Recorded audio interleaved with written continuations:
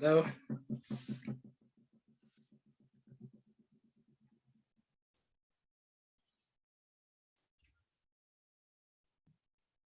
Is it just purely charitable? You're calling it business, or do you just want to give back? Now, I must give recognition to my business partners. Chidinite is here. The resource care is owned by 4 doctors, all based in the United Kingdom, which Chidinite is one of them. And the aim of the business came out of, it's something I've nurtured over time. Giving back, that's one of it. And then I got sick and tired of complaining about the healthcare system in Nigeria. So I believe that, look, I need to do something. So I have the grounds to complain and to contribute. So that's one of the things that spurred me on. On one occasion, I don't know if any of you are so frustrated when you have somebody back home in Nigeria, you want to speak to them, at times you don't get through. The one that got me, and I said, something needs to be done. One of the labs I trusted so much in Nigeria, I sent my dad to that place, and all the test results came, and I was looking at it, it didn't add up. But when they told me that, I said, add CRP, let me know. They said, CRP. I said, yes, add CRP. And they said, it's expensive. Eventually, the CRP result came back, and they told me it was positive. So I said, well, it's obvious that they cooked up this result. we have to do something. And my friends bought into it. But you can see it wasn't only, just for this profit making. I said, look, I have relatives in Nigeria, and one of my long-term plans is to go back to Nigeria 50-50%. I plan to retire at 55 years, to be honest with you. So I'm planning moving towards, dual presence, both in Nigeria and here. So these are one of the objectives, and luckily my business partners bought into the idea, and we started planning. So we had a short-term plan, well written in black and white, medium-term plan, and long-term goals. Now we register resource care. Register resource care as a hospital, because if you register as a hospital with the, well, what do you call it? Over here, you say company's house. I can't remember the name of the equivalent in Nigeria. So it's properly registered as a, so the plan is to start up with a lab, very standardized lab, step up to diagnostic, and then incorporate into a hospital. And then the first 2 years is to run with the lab. Next 5 years, by then have a diagnostic center with MRI, CT scan, and all those stuff. And then have a full-blown hospital of international standard where people can come in and consult and all those stuff. So that's our written terms. That's our plan. And then why shared equity? It's very easy for one to start up on his own. I've done businesses on my own, but my experience after I did masters in health management, planning and policy, I understand and a bit of health economics. So I had this broad idea that, look, it's always good to share pull your resources together to have a very bigger, formidable force and disposable income and raise capital. So somebody like me can raise 10 million naira, but if we have 4 people, that means 40 million will be in view.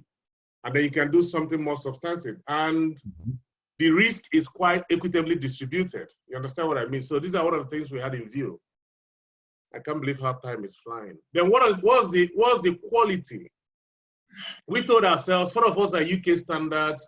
We're not going to do things that is going to be business as usual in Nigeria for some labs, if not most.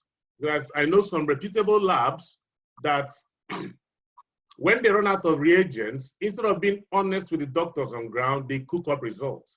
My wife's grandmom was a victim of that, and she eventually lost her life because when at 87, she was vomiting, not eating, not drunk for 3 days, and they rushed into a lab in Enugu, and they said the results are good. And I told my mother-in-law, this result cannot be good.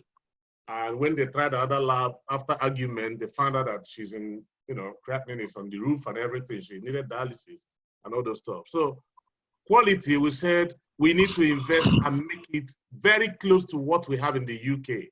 And in what terms? We have to think about service delivery. We have to make sure the results are as accurate as possible. Staff have to be prompt, they have to be efficient, you know, and then we'll still have to remain competitive. I'll leave all those things for questions so that I'll be able to finish, and I want to give like 5-10 minutes time for questioning. So put in your questions, the moderator will come up with it. I'll try and cover many grants as much as I can. Yes, then the issue of manpower and staffing. How do you get people to man this? 4 of us are abroad. Well, one of the first manager I got was quite experienced, and she's quite, you know, she's got an integrity. Why did I say that? She was one of the people that were looking after my parents in Enugu with the lab they were using, and she was their manager. So she was quite efficient that, you know, I send them for tests and I get the results back. She emails them to me and all those stuff. And then on one occasion I rang her, said my dad needs checkup for his, you know, HbA1c and all those stuff, which I do 6 monthly. And she said, let me find out the price. And I said, why are you now finding out the price? She said, well, I'm no more working there. And apparently it became a point that she couldn't stand what the management of her lab were doing, according to her own side of the story. But they were cooking results when there no time and all those. And I made some inquiry. I found out that people are running away from that lab. So I picked her up based on integrity. And I said, I don't know you from Adams, but I know people that know you. This is what me and my colleagues wants to do. Are you happy to do something for us? And we discussed this. She said, yes. And then we took off from there. We paid this girl for 6 months before the lab took off. No, what? We started paying her in November, and the lab eventually took off 2018 July. And what she was doing then was she was on HR, and she was going down to Oka. By the way, I'm from Anambra State. 3 other people, my 3 other colleagues are all Anambra State. So citing the lab that's one of the reasons. Say, you know what, charity begins at home. We wanted a lab and a facility that at the end of the day will reach out to everybody. You know, Southeast, down to Onitsha, Enugu, and all those stuff. So we said, if the lab is good and delivering with good standards, people will come from anywhere and get good healthcare. So we felt she was the one. She's a graduate. She's got some experience, like 6 years under her belt. And then she was able to recruit some other staff, medical lab scientists. She didn't even study any medical lab. Like I said, we started with lab. So we trained her up what we wanted, you know. Luckily, my parents-in-law are into building, internal decoration, and all those things. And we had to rent, we needed to rent a space for this lab in Oka. So we rented a flat. And I told my mom-in-law to just go into that flat and help me assess to see if it's up to scratch. She said, no way, I wouldn't come to this place. You know, the building. So I said, well, mommy, just give us what you want. So she came up with us spending 2.5 million naira on that lab to get somebody's flat up to scratch. But I'm happy we did, because at the end of the day, when doctors are signing up to the lab, they come to that lab, they first of all see what they like. And then when the results are coming in accurately, they're happy. Now, we decided to eliminate human error as much as we can. And what that means is that we decided to go for automated machines, you know, and people that have experience, and all those things went into it. So at the moment, we have a lab that is fully automated. Margin of error is very low, and the staff are well trained. We've tried as much as well to manage them, pay them promptly. You know, if you're going to keep staff and do this thing, if you're going to keep staff, you have to make sure they're not going to leave your lab and jump onto the next lab, because somebody's going to pay them better. When we started the lab, I can remember first 7 months, we were hardly making up their salaries, but we were still contributing their salaries from here. And all those things kept them going. Their morals were high.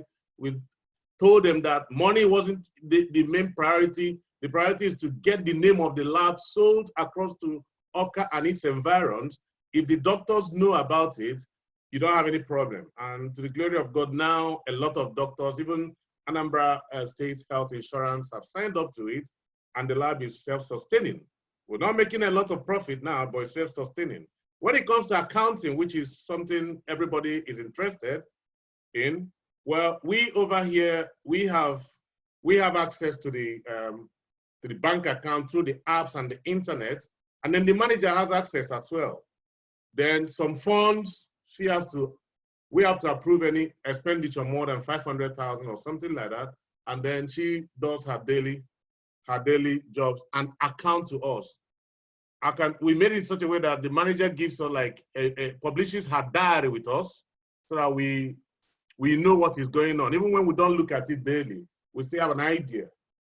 We have a staff registrar, timekeeping, and then we have a mobile telephone which the manager carries around, and then we have, this old telephone set that has to be in the office.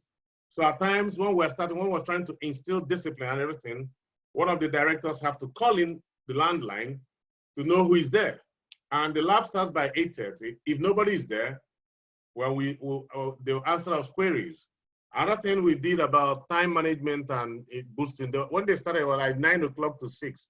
And I said, what happens afterwards? Some people want to come to the lab. So some people, I will now say, you guys should start by 8:30 and somebody starts by 10 o'clock, just like a shift pattern. But we're working on that and it's working very well. Now, I'm trying to get to the last, I've said a lot of things here. Remote management. Now, physical availability and easy access required is something very important. I can tell you every now and then, one of our directors go to the lab physically. That takes a lot of, commitment. So if I have any reason to go to Nigeria, I make sure I step into that lab. Last year, due to my ordination and some other things, wedding of my sister, and engagements, I was in Nigeria three times. So the lab knew that, they know that, look, we have the capacity to come on ground to see things for ourselves. And then when we have friends going down to Nigeria, we ask them to just show up in the lab. And don't tell them that you know us, and let's see how it goes. I know one of the occasions, one of the directors entered the lab. They didn't even know he was there. He was one of the directors. And he saw one of the staff eating in front of the reception. And he said, is that how you guys do it? And then they now know that we can come in. But overall, there is this attitude they have. Especially with the new manager we have. Unfortunately, we lost the other one. She had to leave. And then somebody stepped up. And then the lab is doing very well. What else? Regular meetings with the manager. Now, because we are not on ground, we tried as much as possible to create an avenue where everybody responds to the manager. So manager has a lot of responsibility and cascades it down to the staff. So we don't come in contact with the staff so much. In this day and age, of course, we have a staff WhatsApp group where all the managers, all the directors are there. We have an external auditor and accountant who looks into the account as well to look at their day-to-day running. She's there, and then we have all the staff in the lab. And then we now have a separate management WhatsApp group, which comprises the directors, the manager, and the accountant. Then the third WhatsApp group we have is the stakeholders, the directors WhatsApp group. So these things have been ongoing. And how do we keep tab? Like I mentioned to one of us, that I've had Zoom accounts since 2017-ish, which I've been paying for. And that Zoom, we've used it to engage them in meetings. So telephone conference calls, WhatsApp groups, and of recent WhatsApp calls. And we make ourselves very handy because the manager will need you, to discuss things with you. And one thing I forgot to mention, we have 4 directors. So we said each year, one of the directors will be the chairman overseeing the lab at that moment while others are the background. So the first year I was in charge. The second year, one of the directors is currently on, and by July, he will hand over. So there have been some changes there. Another thing I wanted to make sure, because we're not on ground, I said you have to be legal. Now, it requires us to have at least one of the directors to have their medical practicing license up to date. I pay for mine they use mine for the lab, and I pay for mine every year. And then all the taxes, all the qualification, we have a qualified lab scientist And we have, because we are cited in Oka, there's some medical lab scientists dues we have to pay and federal government guidelines. Whatever that is legal, we abide by it. And then when I talk about, I just want to make sure we're there. When I talk about standards, how do we make sure our labs are up to date and you know, up to speed with whatever that is going on? We have, let me just share something here. Let me just share my, let me just share. I have the lab. This is the lab itself, you know, and that's the reception. You know, when I say we spent a lot of money on the lab, this reception, apart from the tile there, we have to do the furniture, the walls, we have to screed it, change the lights. We changed 13 doors so that if you come into the lab, you know, it will be neat and everything. And so many doctors have signed up to this lab in Oka, and many are still signing up. And then we do get people that's inside of the lab, if you can see it. These are the pioneer staff. This is one of the lab technicians, and that the lab scientists, and these are there, you know, is a flat of, and then we have an ECG. We have an ECG from, what's it again? Cardio line. This ECG is supposed to be, if you sign up to Cardio Line, I bought the equipment here with my group. So we install this ECG.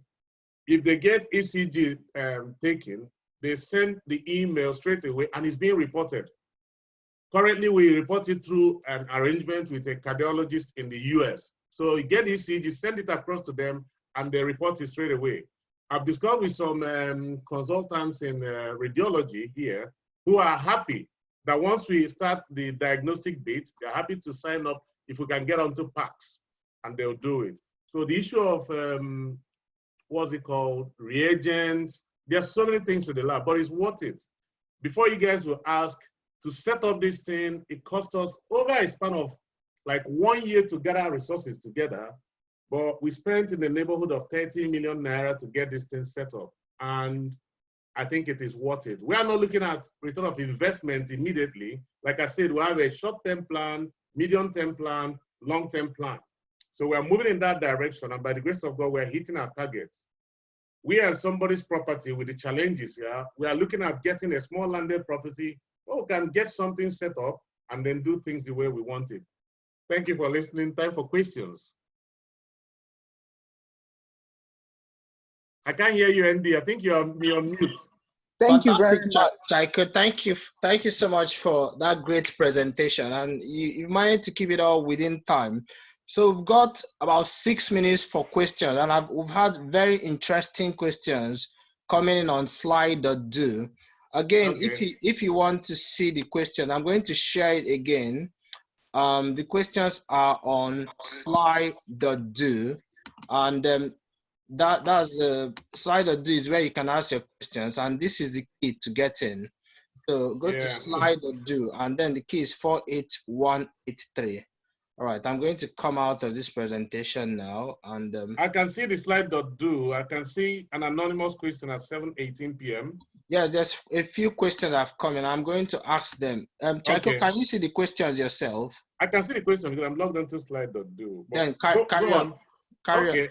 Okay, I think the first, so the first question yeah, is it from Anonymous? So the first question is from Anonymous. It says, what is the name of your lab in Oka? And the address, please. Okay, I will share it. It's resourcecare.com. That's a website, and everything is there, like I shared before. Good, fantastic. Yeah. So you can share. Sorry, you can share it on the group chats. Yeah, I'll share. This is the website. I'm sharing it now. This is the website. So you just Resource Care Laboratory. So resourcecare.com, straight up. But I'll share the web link. It's in Oka. There's a phone number there and everything. But I'll share all the details. That's fantastic.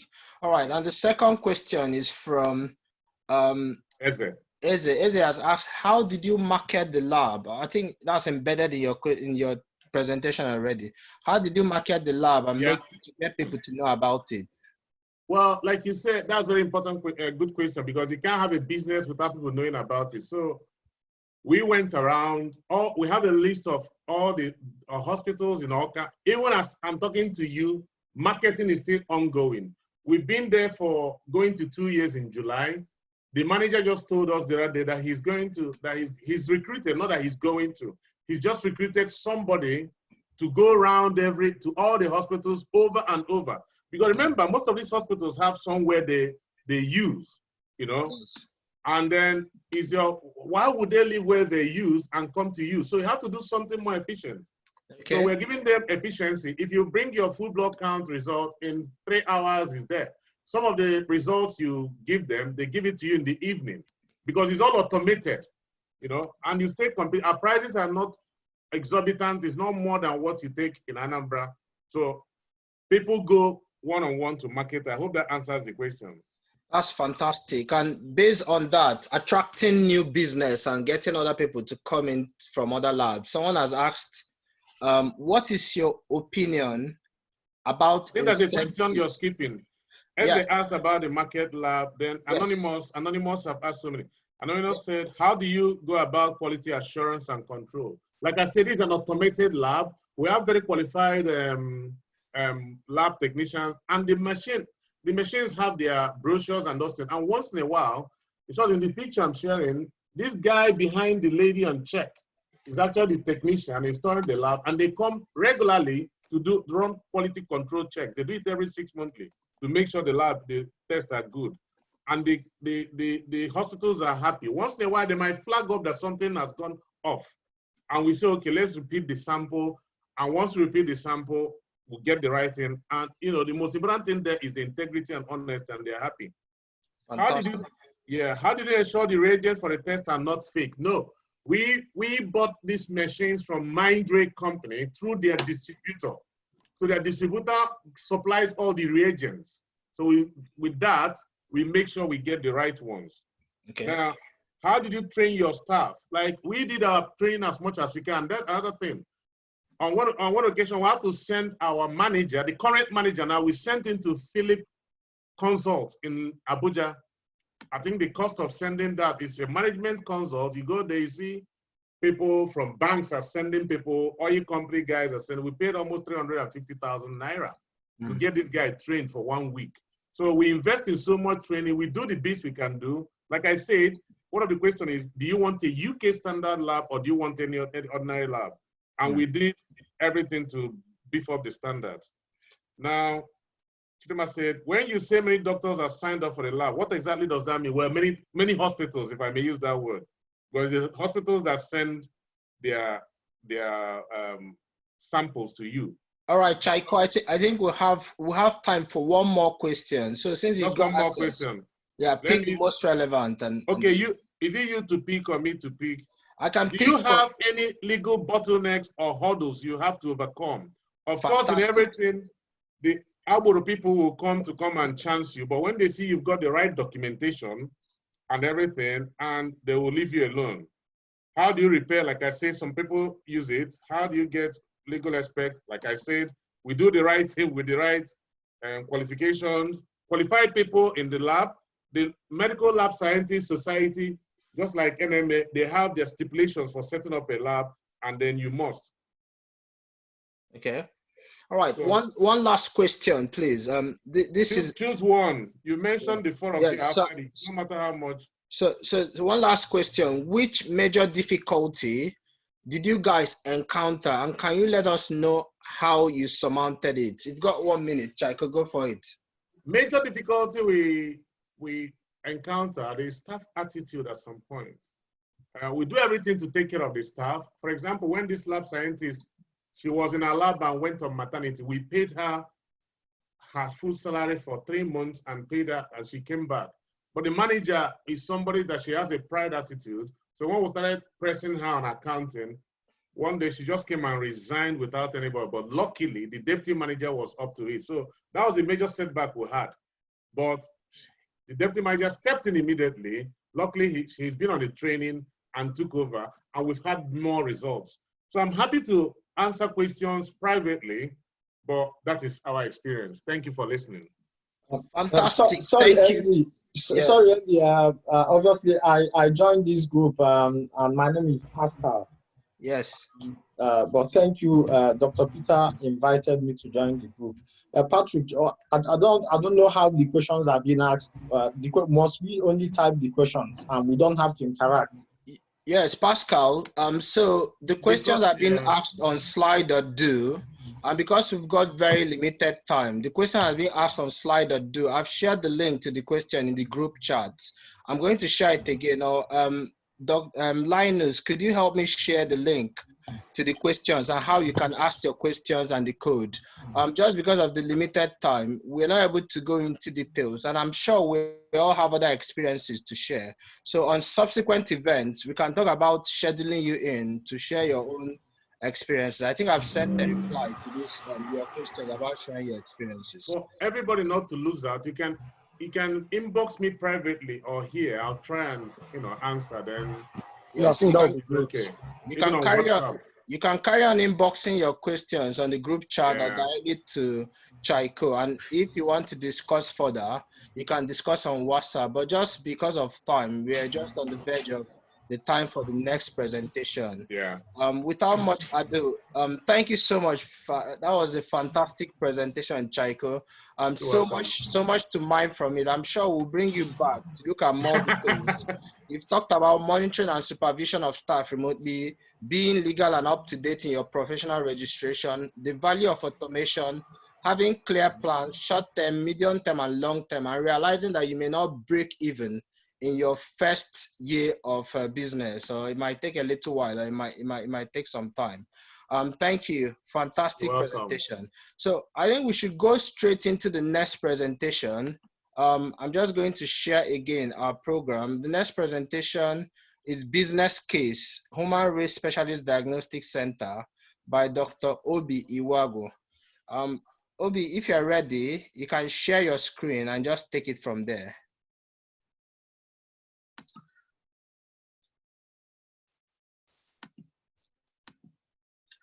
Fantastic. Can I say it again? Yeah. Yes. Thank you very much for the privilege, opportunity to share some of our experiences Thank you for joining. with other colleagues here. My name is Obi Wago. I'm a radiologist. I'm a consultant radiologist here in Ealing in London. I own this Human Race Medical Center. It started as a diagnostic center, just like the last contributor described his own plans, but it's not a full hospital. So it was registered with the Corporate Affairs Commission as a Human Race Specialist Medical Center. But it started as a diagnostic center because, first of all, I'm a radiologist. And initially, we wanted to grow from strength to strength. I can tell you, one of the people that motivated me in medical school, well, as a doctor, one of my older colleagues who's now, late, he did tell me, when you begin this kind of thing, it takes at least 5 years to break even. So don't expect you're going to make your money in a hurry or profit. But I think I'll just go to express our experiences, and then when we come to questions, I can take some other words for you. The most important thing I think in what we're doing here and why this is important is, why do you want to do this? You live here, you work here, you have your family here. You left Nigeria. Why do you want to do this in Nigeria? I believe almost everybody who's listening here who left Nigeria, well, to wherever outside Nigeria, did not leave Nigeria at the time hoping never to come back.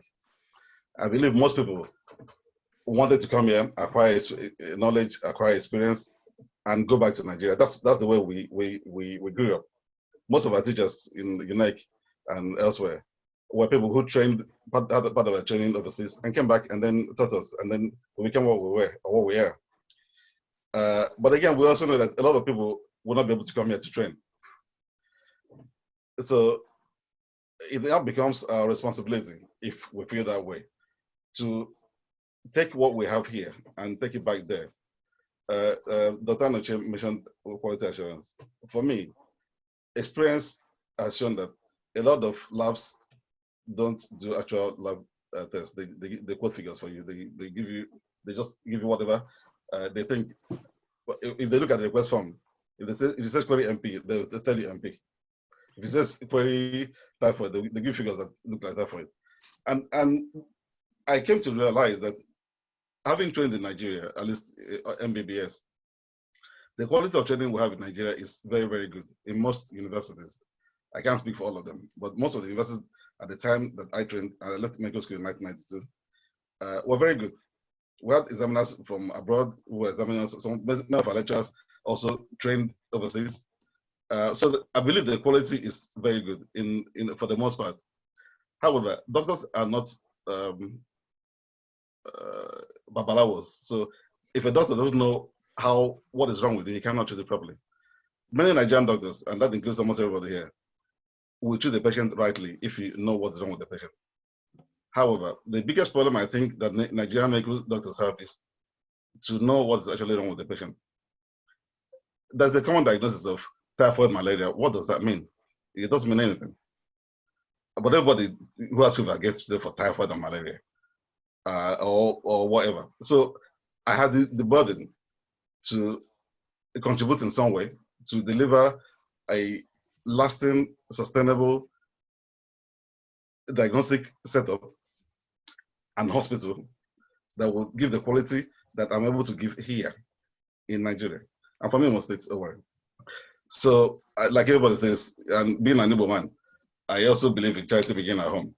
So we bought the land in 2013, either in Owerri, because I looked at what we do in radiology, obviously, as we buy very expensive equipment. And I said to myself, if you rent a house today and you put a CT machine, which weighs about 20 tons, an MRI machine, which would mean you have to destroy part of that building to get the machine inside. And tomorrow the landlord says, he's seen a lot of people coming here and he's going to raise the rent by 100%. What are you going to do? So I felt the best thing was to buy our own land and build our own shop. At the time, I had another colleague who was partnering with me.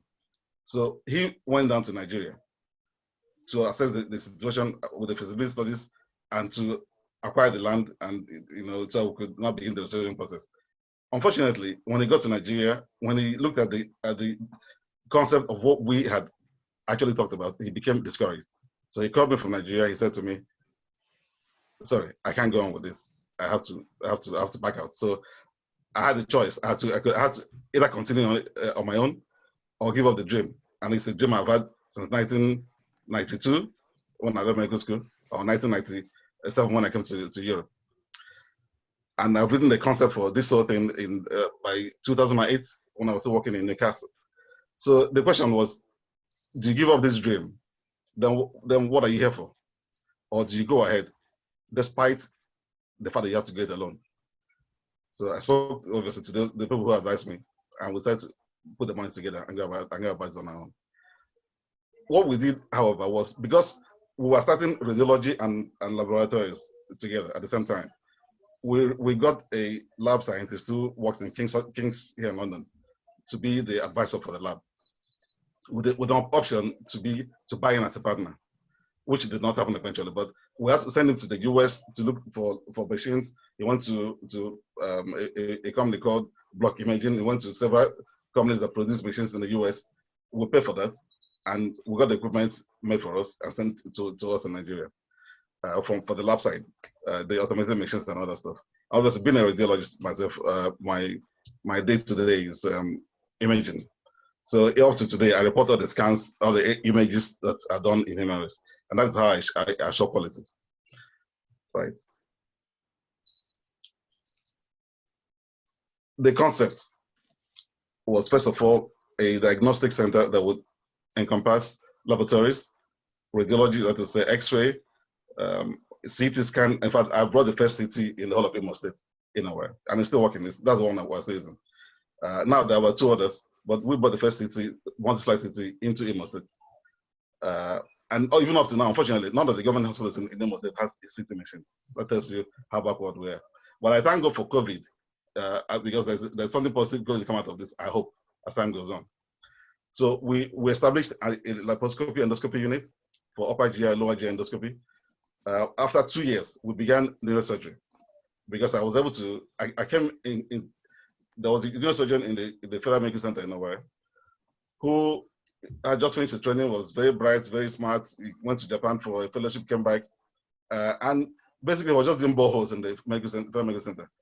That is not neurosurgery. Anybody who has gone to medical school can do a borehole. But that's what, I mean, all of you know this. That's what they do. There are many cadavers in Nigeria who have never seen a heart beaten in itself. They can see a cadaver of a heart, but they have not actually opened the thoracic cavity. And I'll come to this because we're also going to do that. So I had the chat with him, and I offered him a place where he could practice neurosurgery. So we set up a complete neurosurgery unit with a operating microscope. And at that time, we had already established our MRI. So in fact, right now, we have the only MRI unit in the whole of Imo State, as far as Oka, Ebonyi, Abia. We have the only MRI, 7 all those places. Because the only other MRI in Anambra State, which was at Nnewi Teaching Hospital, has been packed up for many years. So we get people from all the way from Asaba, around the east, apart from, well, and some from Enugu, but there's another MRI in Enugu, which also serves the people in Enugu as well, from another unit. So at the point 2 years ago, I discovered that there is no cardiac laboratory in the whole of the eastern region of Nigeria. There's no cath lab in the eastern Nigeria. So what do we do? I had to discuss with my advisors, and we put funds together to establish a cath lab in Humares. That's the only one in the whole of Nigeria, apart from UNH. And the UNH one, works epileptically. But the cath lab is not functional, but it's functional as soon as the COVID is over because the installation is not complete. Last year, one of our colleagues here in the UK, in Belfast, Dr. Mr. Nzewi, is a cardiac surgeon. He's also a lion. He spoke to me. He said he had heard about human race. And he was wondering whether we could actually begin to do open heart surgery in human race to serve the whole of the eastern Nigeria, southeast, really. In fact, the south Nigeria, apart from Lagos. And I asked him to go to Nigeria, go to human race, look at what we have there. Tell me if you think you can do this. So he went to Nigeria, he went to the place, he assessed the place, and he came back and said, yes, we can.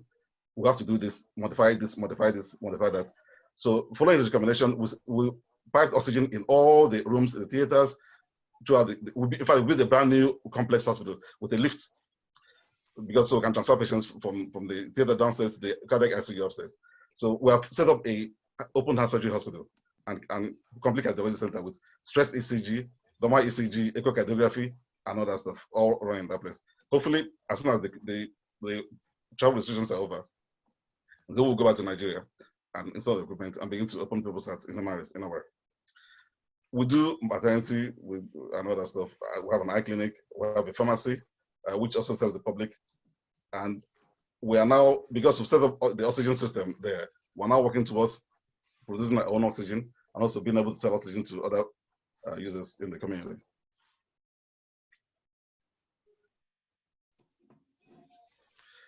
Funding. The biggest challenge, I'm sure most people will consider when they want to set up something in Nigeria or any other business for that matter, is how do I raise the funds? How do I put the money together? And this is a very big challenge. But luckily for people who live here in the UK or Germany or wherever, funding is often available if you have a house. You can take a loan on your house much more easily than if you don't have a house. Because you can remortgage your house, for example. You can raise loans for home improvement. Even if you don't have to remortgage your house, you can raise them from home improvement. And the other thing, like the last speaker spoke, is you can have partners who partner with you. What I've done at the beginning, because the initial partner I had fell along the wayside, I had to do it all alone, with my resources. However, because of the expansion that we've experienced now, because of the Open Heart Surgery Program, we have had to enter into a partnership agreement with Mr. Nzewi. So it's an equity sharing. He owns 50%, I own 50%. So he brings his money, I bring my money, and then we combine. And he's going to run it. He's going to run the cardiac unit, as medical director of the cardiac unit alone, just like the neurosurgery unit is run by the neurosurgeon. So he brings his money, he runs the place, and I'm just the entrepreneur. I'm the principal. And oversee what's going on there, and I support him however I want to support him, and I provide the hospital provides every other service. He recruits the staff for his own what he wants to do there, and we provide all the other ancillary service. So you can have partnerships like we do with Mr. Zewi or the neurosurgeon. You can have people buying professionally, even if they're silent partners. That's another way to do it. There are people who may not be doctors, but it's also good if you have doctors who want to partner with you, because then they can also set up part of their own practice. Assuming they have a specialty area, they also come there to work. I go to Nigeria about 4 times every year. I've not been to Nigeria this year because of COVID. But otherwise, I go to Nigeria at least 4 times every year. Spend at least 2 weeks when I'm in Nigeria. But practically all my holidays are spent in Nigeria. It's important for people to know that they can't just do whatever they want. You're going to be there. And I'll come to this, towards the end of the presentation, how I monitor what is going on there. So you can get loans at very low rates in the UK, 3% interest loan. In Nigeria, you can get a loan less than 25 to 30%. And that is without the moratorium. So it's quite difficult to get a loan in Nigeria that work for you.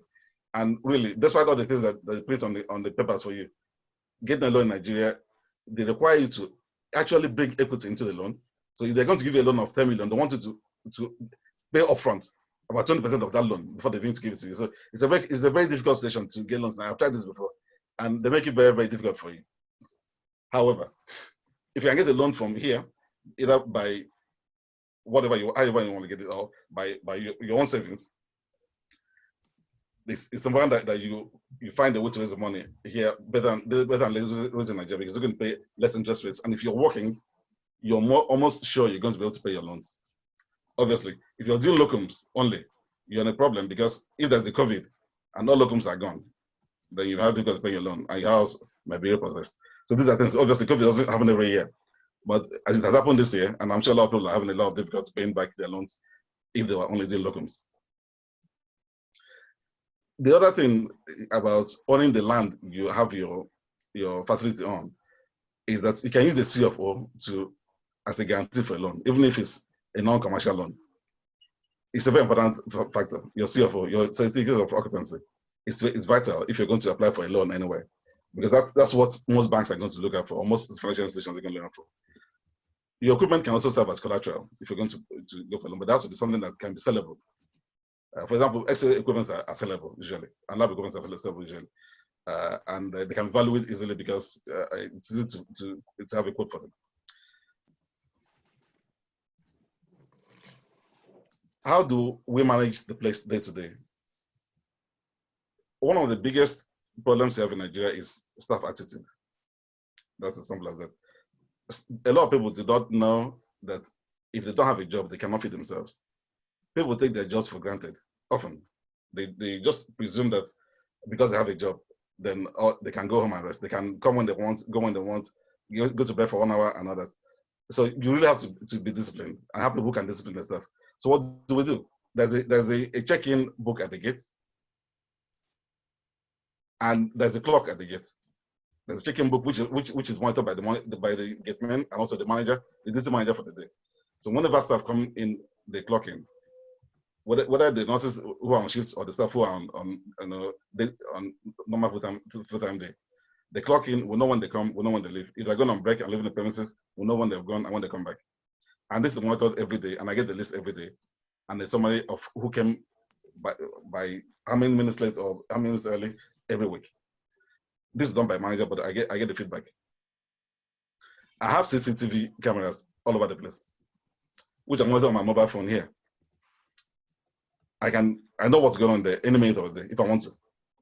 I can just log into my mobile phone, because I buy data. We buy data for the CCTV to run, so that any time of the day. And this has helped us to even monitor theft. When theft has been committed by staff, we've been able to catch them doing it. They didn't know that. Daily reports, financial reports. I get the daily financial reports. Because I run the place on a daily basis. I have managers there, but I do all the X-ray reports, all the CT, MRI, all the reports, and every laboratory result that I use the place has got my name and my phone number, my WhatsApp number on it. So people call me from wherever they are, wherever they get a report. Somebody comes from the UK, somebody's parents is Nigeria, they've got the report and they've seen my number and they've called me. Can you explain this to me? What shall I do? Blah, blah, blah, blah, blah. I get the day reports, and because my number is on it, I can follow up. If somebody calls me up and say to me, my father went to UNIMAA for an MRI and look at the report. Okay, does this doesn't fit in, or this is a lab report? I don't think this is correct. I can follow it up and find out. And in this way, it doesn't happen frequently, but occasionally I've had to find out what actually happened. And assuming somebody's name was wrongly spelled on the report, or the data was incorrectly inputted, then we can monitor that. The other thing we've done is we have a hospital information system. So there's a computer in every unit in the hospital, and they're all linked up to the hospital information system, which I have access to. So whenever any person who comes in is registered at the reception in the RIS, the hospital information system, and I don't automatically if I want to, but I don't have to because there are managers there who can monitor all these things. But if I need to follow up anything, there's an audit trail, because once the patient comes into a place, he gets registered on the hospital information system. Once he moves to any department, it's updated what is done there and what is happening to him. We discourage cash payments, as a matter of fact, because it helps to limit the propensity for theft and for dishonesty. So, as we have several banks that we bank with, and at least 3 banks in it, 3 banks at least, that will have the POS. So most patients are able to pay by POS or by bank transfer, which we automatically receive an alert for. Obviously, people still want to pay cash, in Nigeria, but we discourage that as much as possible. We follow up with the banks on a daily basis, knowing what the outcomes are, matching them with what the reports were given by the accountant every day. We try to pay the staff by bank payment, not cash, because we want to handle as little cash as possible. Customer service is a tricky area in Nigeria because people don't understand customer service. People are brash, they are petulant, and I've tried a lot of things, bringing people to train staff, and I still find again and again there's an issue with how staff react to clients, how they talk to clients, how they respond to clients' needs. Even when clients are angry or upset and make untoward comments, the thing about customer care is that you cannot talk back to clients because they say something nasty to you. You cannot do that. And that's what I try, and my other managers try to bring to bear on the staff. It's still a work in progress. We still have occasional issues where we have to intervene and plead and say sorry and all that stuff. But from my point of view, customer service is a very major area that requires improvement in not just my institution, but also in most parts of Nigeria. We have people who manage the facilities to maintain every day. One of the managers, the admin manager, part of his job is every morning to go to every room, make sure everything is working, every switch is working, every fan is working, and by 4 p.m. before he goes for the day, go back to every room and make sure everything is working. And if it's not working, escalate it to the general manager. We apply staff rewards. What that means is that we have a staff of the month every month. They get some money and the certificate has their photograph which is kept at the reception. So for that whole of that month, that staff member is celebrated, and they get a bit of extra money for the month.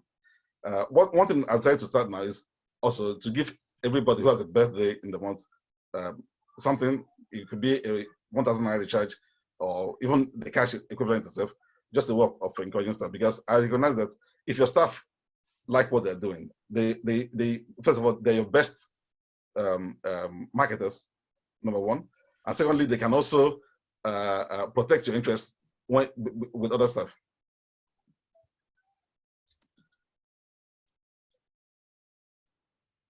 So the challenges that we have experienced in the past 6 years. Power. The biggest problem I've had in Nigeria, in the human race and other businesses I've been to in Nigeria, is power supply. That is the biggest single problem that we have, power supply. We have 4 generators. There's a 40 kVA, there's a 60 kVA, there's a 250 kVA, there's a 400 kVA. We are repairing generators every week. Every week. There's no week we're not repairing generators because of bad fuel or bad water or bad oil or whatever. Because we don't even use NEPA. We have a NEPA, but there's no juice in it. You don't know when there's light. You keep paying NEPA bills. You don't know when there's lighting or not. So the biggest problem any business has in Nigeria, and that's why Nigeria is underdeveloped as it is today, is because there's no regular power supply. You can't run business without power. Imagine you're doing a CT scan and NEPA goes in the middle, or MRI scan, or open heart surgery, or anything like that. Even the lab test and ultrasound, and the power goes. You're stuck. You just have to start afresh. Not only that, your machine gets destroyed because of unsteady power. So therefore, we have UPSs everywhere, and that's a whole huge expense every month, every week. Now we spend every week over 300,000 naira on diesel and petrol alone every week. Now, if you have proper power supply with the national grid, there's no reason why we should spend more than 100 or 200,000 naira for the whole month. Now, if you do all this, obviously somebody has to pay for it. That means you're going to transfer the cost to your client, or you bear it, which means your profit margin is going to be less, and not just your profit margin, but your ability to invest in future development is reduced. The second problem is incompetent technicians. Because of this, I don't let any engineers in Nigeria touch my CT or my machine or CAD lab. The people who supply these machines are from a company in Germany. They supply the machines and they maintain them either remotely, or if they have to come to Nigeria, then they come to Nigeria. So I ensure that they have a visa every time. Because what my experience is that Nigerian technicians for these high-end machines, they all claim to know how to do it. They don't know how to do it. They waste 1 week of your time doing it and saying God will help, God will help, God will help until they destroy the machine. And then you have to get somebody else to do it. But they're not doing it for free, because before they come to you, you've paid them already. Unlike the German engineers, when they come, they finish the job, they give you a quote, they give you their price, whatever the fee, which you don't have an idea anyway, because we have an idea of what to pay per day. But Nigerian engineers, first of all, you must pay for their flights before they come. You have to give them, pay a certain amount of money for them to even come from wherever it is they come from. Now, some of them are good, but a lot of them are not very competent, and they have not made the effort to improve their competence. So they just keep trying and failing on your machines, and that obviously has consequences. I thought about customer service. The other thing, obviously, is staff turnover. I've had experience of people just turn up in the morning and resigning. Doesn't help anybody. Although there's a customer handbook, there's a client handbook, which says your responsibilities and your benefits. It says how long you have to work, how much notice you have to give if you want to go, if you're going on leave for whatever reason. But people don't tend to respect that, because you can't even find them. If they resign, you don't know what to do for them. So customer attitude is a major problem that we still have to deal with. Staff dishonesty, I don't need to do much more on that, but people, either they don't come to work on time, or they leave early and they collude with other staff to cover themselves up, or I've had people come in and taking a photograph of a patient and sending to the patient's parents that the patient had brain surgery, and collect money for the patient's parents. He had no brain surgery. In fact, it was just, I won't think about, but there's some measure of dishonesty which you have to deal with. Honestly, among partners, that's also something you have to do with if you have partners working with you. Quality control, I've talked about the use of CCTV and the fact that every request for imaging, I have to look at it. I have to approve it. I have to give the protocol. So I know who has come and who has not come. And eventually I have to be the one to report it from here, because I do teleradiology. So I know who has come. Long distance is a problem if you're here. But like the last week I said, I also, I spend a lot of time in Nigeria. I'm in Nigeria at least 4 times a year. And in the course of the next few years, I hope to continue to cut down my NHS commitments to enable me spend more time in Nigeria. So the children get older, I want to be able to spend more time in Nigeria and again retire at least to a light degree in Nigeria, sooner than later. Government, red tape, corruption. Before you get registered, you have to bribe people. It's as simple as that. I'm not going to pretend about it. Otherwise, they'll just not register you, or they won't find your file, or you come tomorrow and you come next tomorrow. These are things you have to deal with. If you have to make provision for this. If you're doing a business in Nigeria, anybody can tell you otherwise. I don't think anybody can register a company in Nigeria, run a company in Nigeria without having to bribe people. Unfortunately, that's the case, and we've experienced it. It's annoying to me. The other thing is that the doctors want you to give them a percentage before they can send a patient to you. They want you to give them 10% or 50% or whatever it is. And they're not ashamed of it. Some people will even tell you, I can't cook for my wife this week. I can't cook for my family this weekend if I don't get that money. I'm starving and all that stuff. There's a lot of charlatanness among doctors themselves who want to send clients to you. They want to have something from it. Unfortunately, that's the case. But there you go. That's what we have to do with. So looking to the future, just to round off, it's been a very wonderful experience, and I can say that I'm very glad we did this and that we're doing it. This is our sixth year in human rights, and we're breaking even. Where the place is running itself. I don't have to put my money in there anymore. In fact, I'm even taking some money out of it from time to time. And with all the expansion that we have now, and I'll show you some photographs as we go on, just before I finish up, we can deliver quality healthcare the way we do it here. That's why our logo is excellence in word, excellence indeed. What I do here is what I do there. So now we're able to run the place, with the income coming from there, and even be the new hospital building was built entirely from the income from the place. Because of 40 million, the structure alone, the lift alone cost 25 million. I'm not talking about the equipment in the place. And most of it is, was raised from income in the place. And the staff, get paid. There are people there who earn up to 500,000 naira, salary. This is true. But they're doing their best, and the quality, I think, is what speaks for us. I get people coming to human rights after they've done scans somewhere for me to report it for them again, because the watchword in human rights is quality, and that's what I want to insist on. Even if I have one patient today, let that patient go home with the quality they would have had if he came to UK. So one thing is that a child cannot grow unless it's born. So anybody who wants to begin a hospital business or diagnostic center business or laboratory in Nigeria, if you don't start it, it cannot grow. You don't have to start with everything. We had the budget because of, I said I had to make sure that I was sitting there. I couldn't just start with X-rays. I had to make sure that I was sitting there, and it became a first city, and then other people began to set up city centers in the state as well. Now we have the only MRI right there, and hopefully in the next few years, other people will also begin MRIs, and that will drive up quality, because then the competition drives up the quality, and people can now choose and say this. But I find that people still go elsewhere to do scans and still bring it for me to really profit them, because a man called me from Aba yesterday. He said, I can do this in Aba, but I want to come to human rights and do it, because I believe that the quality of the report you're going to give to me is what you're going to give to people who are in the UK. This is a man who has been to India for treatment for Burkitt's lymphoma. But he called me from Aba. He got my number from online or wherever.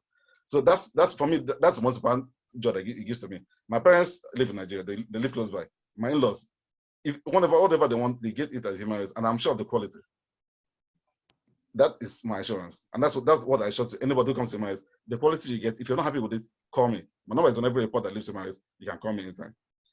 So there has to be a balance between here and there. If you're living here, your family is here, it's a bit difficult to spend all your time in Nigeria. And if you're still working in the NHS or however you're working here, obviously you have to do some work here and then do some work in Nigeria.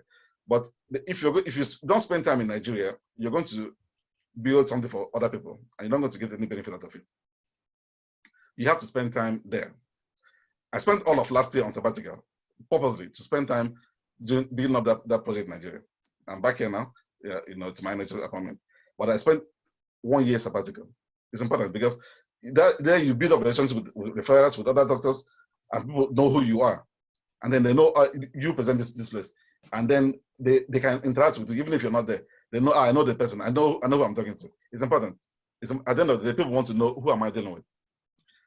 So when we're an assistant now, so what the next, going forward now for me is the cardiac center, which is cardiology, cath lab, and open heart surgery, and hopefully that will happen this year as soon as the flying restrictions are lifted, and that's where we want to be, and hopefully everything is in place. It's just for Mr. Nzewu to get on there with his people and set it up, and then begin to recruit clients. We contribute to good practice in Nigeria because we want to deliver a quality that is synonymous with quality here. So if it's not the same, then we don't want to do it. We don't get it right all the time, but we want to get it right as much as possible. This gives me the opportunity to go to Nigeria often. and the joy that when I go to Nigeria, it's not just, I'm not just going to eat nkwobi and drink palm wine and come back. I have a purpose. Whenever I'm there, I'm working. I'm working there, here, for there every day because I report the scams. But when I go to Nigeria physically, I'm also there to do physical work because I'm an interventional journalist. I do interventional work. I put things in people and all that stuff. So I actually want to develop that area in Nigeria as well because a lot of doctors in Nigeria can't deliver that. So patients are booked for me. When I go there, I do these interventions and I come back. But it gives me a purpose for going to Nigeria, not just holiday alone, but to actually do something good while I'm there and teach doctors. Because a lot of people cannot come here for training. But if they are there, we can take the training to them. And then to maintain links for the future. Because as we get older, we want to not to be irrelevant. You want to still be relevant in our home. So that not when you go there, you won't be a stranger. So some people don't even know whether I'm in the UK or Nigeria because I'm there often enough. So you become part of the landscape. And when you eventually want to go home finally, if you do, it is not a strange place to you anymore. You know where they sell akara and where they sell akamo. You're part of the landscape. And for me personally, I find that very enriching. And the fact that I can give something back to my people and not lose out here. My family lives here, and as often as I go to Nigeria, at least once in a year or so, they go with me to Nigeria. So while I'm working, they also see why I'm in Nigeria. So that if in future they want to be part of it, then they won't just come from nowhere. So just a few photographs. This is the main block of the diagnosis center. This is the new hospital building. That's the lift in front here. That's the ambulance. This is at the back is the MRI suite and CT suite on the other side of it. That's the one of the wards with patient monitor. That's the theater with operating microscope for neurosurgery. With this is the overhead lights in the theater and others. This theater table is going to be changed because we're getting a new cardiac surgery theater table, which is more complex than this. That's the endoscopy set here. So laparoscopy set here, and a structural fan for the theater to get the air out. This is the cath lab. It's a GE Innova cath lab. This is the CT scanner here, and this is the MRI scanner. And thank you very much. Fantastic presentation, Obi. That was captivating, and thank you so much. I mean, I'm sure we're going to mine a little bit more from this presentation. Maybe in the future, we talked yesterday, and I said 20 minutes is barely enough. I know if you use a bit more of your time, but because that's not enough, 2 hours, 3 hours, 4 hours may not be enough. But I've got some key questions that have been asked on Zoom. I'm just going to delve quickly into them. Some of the questions are quite similar, so I've put them together and I'm going to ask them. And I'm taking the top 4 questions that have come in just because of the time. So the first one, Obi, for you is, how did you raise money to buy the radiology equipment? How did you get the funding for MRI, CT scan, and other expensive investments you've made in the hospital? That's from Eze and Anonymous. Yeah. There are personal funds, I must say. Okay, and I personal from my funds. yeah, personal funds. I've been a consultant in the UK for 17 years. So you've saved up quite a bit. Yes. And when I was younger, I used to do, in fact, when I was younger, up till about 2020, yes, all my holidays, including maternity leave, paternity leave, I spent doing stand locums, other. Okay. But that's not even really thing. The band is that when I discovered teleradiology, which was in 2010, yes, it's changed my practice completely. So all my private practice now teleradiology. I have, I don't know if you can see this. I've shared it on your screen. Okay, you've got screens up there. Yeah. So this is my home office. This is where I am right now. This is my home office. Yeah. And so I've got this at home, and about 3 different companies that have supplied these things to me. So I report for about 2 different companies. That's I used to actually. Right now I just do for 2. That gives me a lot of work to do. Actually, I report about more than 100 MRI scans every day. All right. Okay. I'm just going. Sorry. I'm just going to go to. Sorry, Obi. So you've saved, which is very important. You've saved and invested. I'm sure there are other means of financing that we can discuss in subsequent events. No, I can mention that down as well, because I've also raised a lot of money from the bank here in the UK. Because I can't I mean, I'm asking about $500,000, got lab of almost $1 million. I think that's not all my savings. so a lot of money from my banks in the UK, and that's why I mentioned earlier that if you have a house, it's a lot easier for you to raise money from the banks because you can raise money for either to remortgage your house or for home improvements, and you can raise a lot of money from that without questions asked. Yes. So you've combined personal saving, raising money from mortgaging your house, and so many other. You've done an equity sort of funding with with the cardiothoracic surgeon. That's fantastic. Lots of lessons in there. We can't mind all of them. And one of the ones you've highlighted is the value of monitoring, that you can stay here and monitor what is going on in Nigeria. So that leads me to the second question.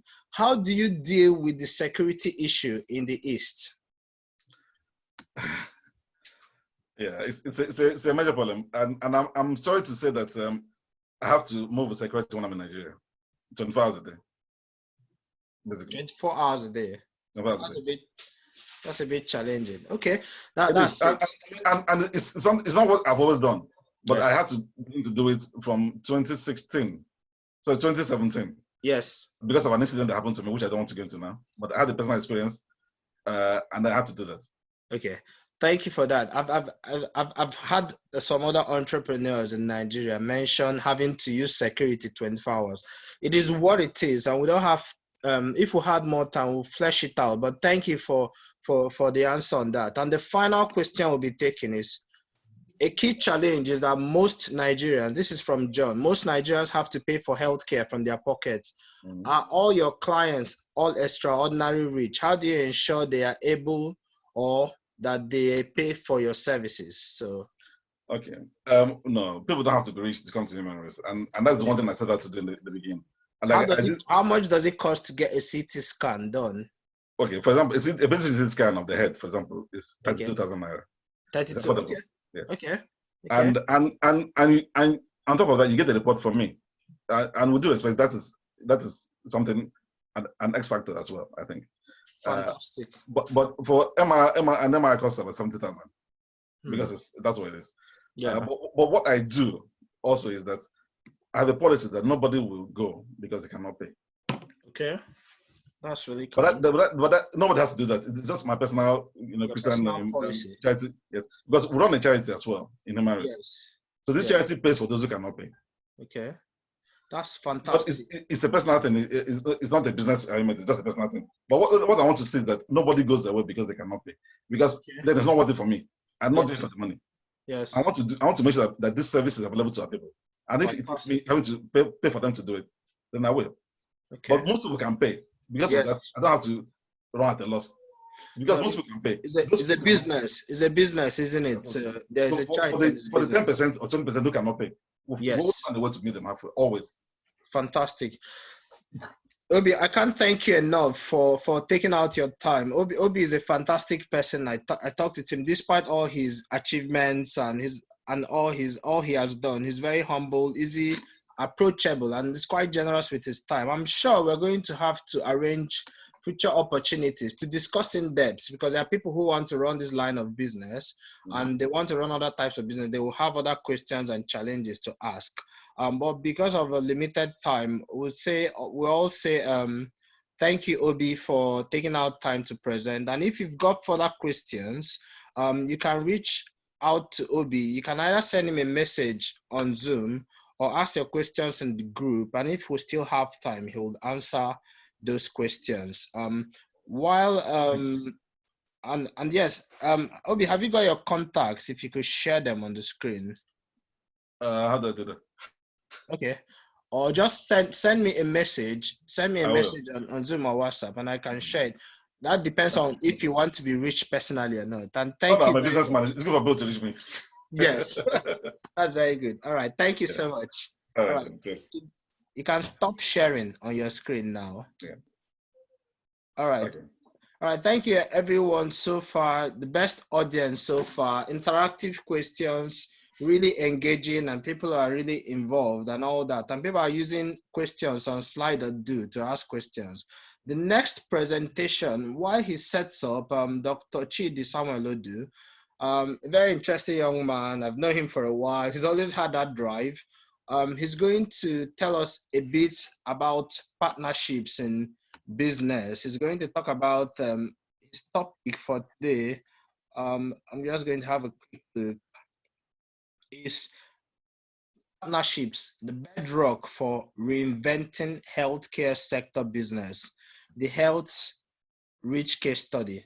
And while he gets all set up to go, I'm just going to share, like I promised, some business opportunities that are useful in pandemic periods. Like we know, the pandemic has come and changed the way we do business and all that.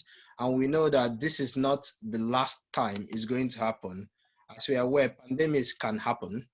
And because of travel and the internet and all that, is very likely that there could be future pandemics. So there are a few business opportunities. I'm just going to go through them in a couple of minutes. You can consider. We're not able to flesh them out because of limited time, and I'm quite happy to discuss in detail after this seminar in subsequent events. So there are a few business opportunities you could consider in pandemics, and I've just made a list. If you like to, you could take a screenshot if it's useful. So 10 business ideas for pandemics.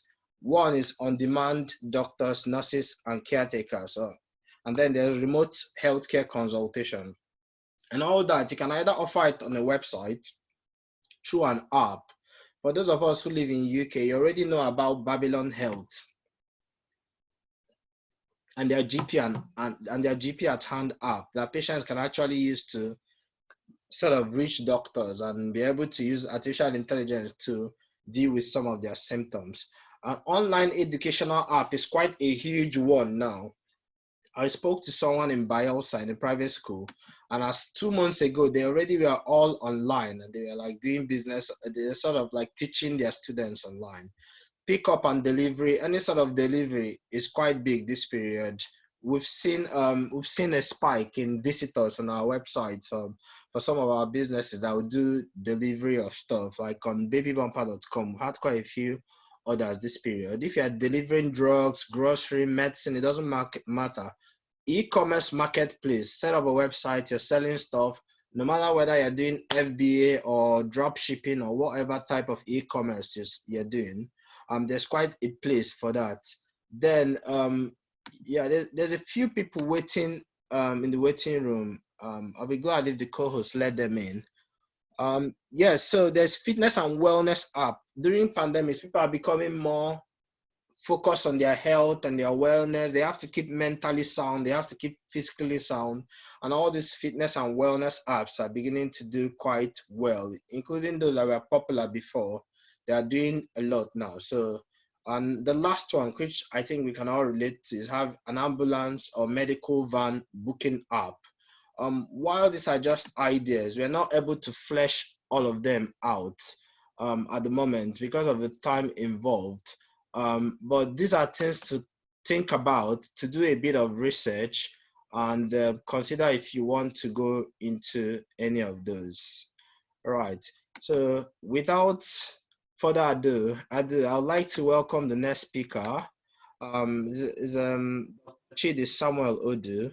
He's working on a project currently in Nigeria, and he's going to speak to us about partnership as the bedrock for reinventing healthcare sector business, the health rich case study. So Samuel, over to you. You can share your screen at this point.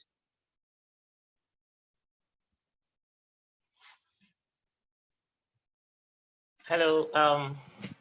Good day, everyone. Good day or good evening, everyone. It's quite a pleasure to be here with you today. First of all, thank you, Andy and Malaki, for putting all this together. It's interesting we're talking about money. This is something that we were never told in school. But if you're a Christian, you know that the scripture says that money answereth all things, and that money is a great defense. So basically, I'll just have to Before I get to discussing about health reach, I want to talk about, I want to lay this background. And it's basically about partnerships. Every single venture I've ever gotten into has always been a partnership. I do not have the strength or the energy like Obi has to run solo and do things alone. And I actually just want to still stay young and keep moving. I still want to be able to go on holidays, go wherever I want to go to, and still have money trickling. And so what's the whole idea behind it? You set up a holdco, which basically is a company that does nothing but has interest in several other businesses. So now I have a holdco which is called Resources Holding Company, Nigerian Limited. And it basically has interests in oil exploration, has interests in hospital business, and has interests in telemedicine. This is where we are today, besides owning stocks in different sectors or different companies, you know. Now, and the truth be told is that in all of these businesses, I don't own more than 5% in equity. I don't own more than 5% in equity. That reduces my risk, gives me the funds that I need to live a normal life and keep moving. So, so this is health reach. Like you can see from my screen, I'm just going to start the slide and then just basically talk about it and then leave room for asking questions. It's basically a 7-slide show. That's it. All right, so I'm talking about health reach today, and this is my baby. It's actually the core of what I'm currently doing. This is basically delivering quality healthcare from the comfort and privacy of your home. Like I said in the app, how did all of this start? In 2018, I was on holiday in the United States, and then I had a conversation with a few friends, and we were talking about the fact that we're talking about consultation. The fact that we don't have EMRs here, EMR major facilities here in Nigeria, and then the fact that we all have to sit in clinics and every day. And while in United States, I was still getting calls from patients, you know, asking for what to do and all that and all that. And I started asking myself, life shouldn't be this way. I should be able to go on a holiday and really have a proper holiday. And so we got together and we started thinking, what do we do? We decided to set up. Sorry to interrupt you, Chidi. Could we all mute? If you're not one of the speakers, could we all mute so that we don't get interruptions? So I don't have to mute everybody. Thank you, Chidi. Carry on. All right. So basically, we got around doing this work, and there are 3 of us, and one works with JP Morgan. He's an executive director at JP Morgan. The other one is a dermatologist, and then myself. And so we got about doing this. Yeah, we started 2018. 2019, we released the first version of the app, and then everybody went to do a few other things by the side. January, we started all of our concluded conversations, pay stacks, and then got to actually got this moving. All of a sudden, COVID lands, and then we realized, wow, this is something for the season. And so health reach is out here today. So, coming. Oh, good. So basically at health reach, what we're doing, we're trying to modernize and change the way Nigerians access healthcare. We all very well know that in Nigeria, once someone is ill, the first thing they do is to go to the nearby pharmacy, go to the chemist, or go to any lab close by, run malaria, parasite, and typhoid fever, and buy the medications and they start taking them their drugs. When it really gets bad, before they now come to the hospital. So you're actually seeing a very morbid case. You know, what we're trying to do in this case is put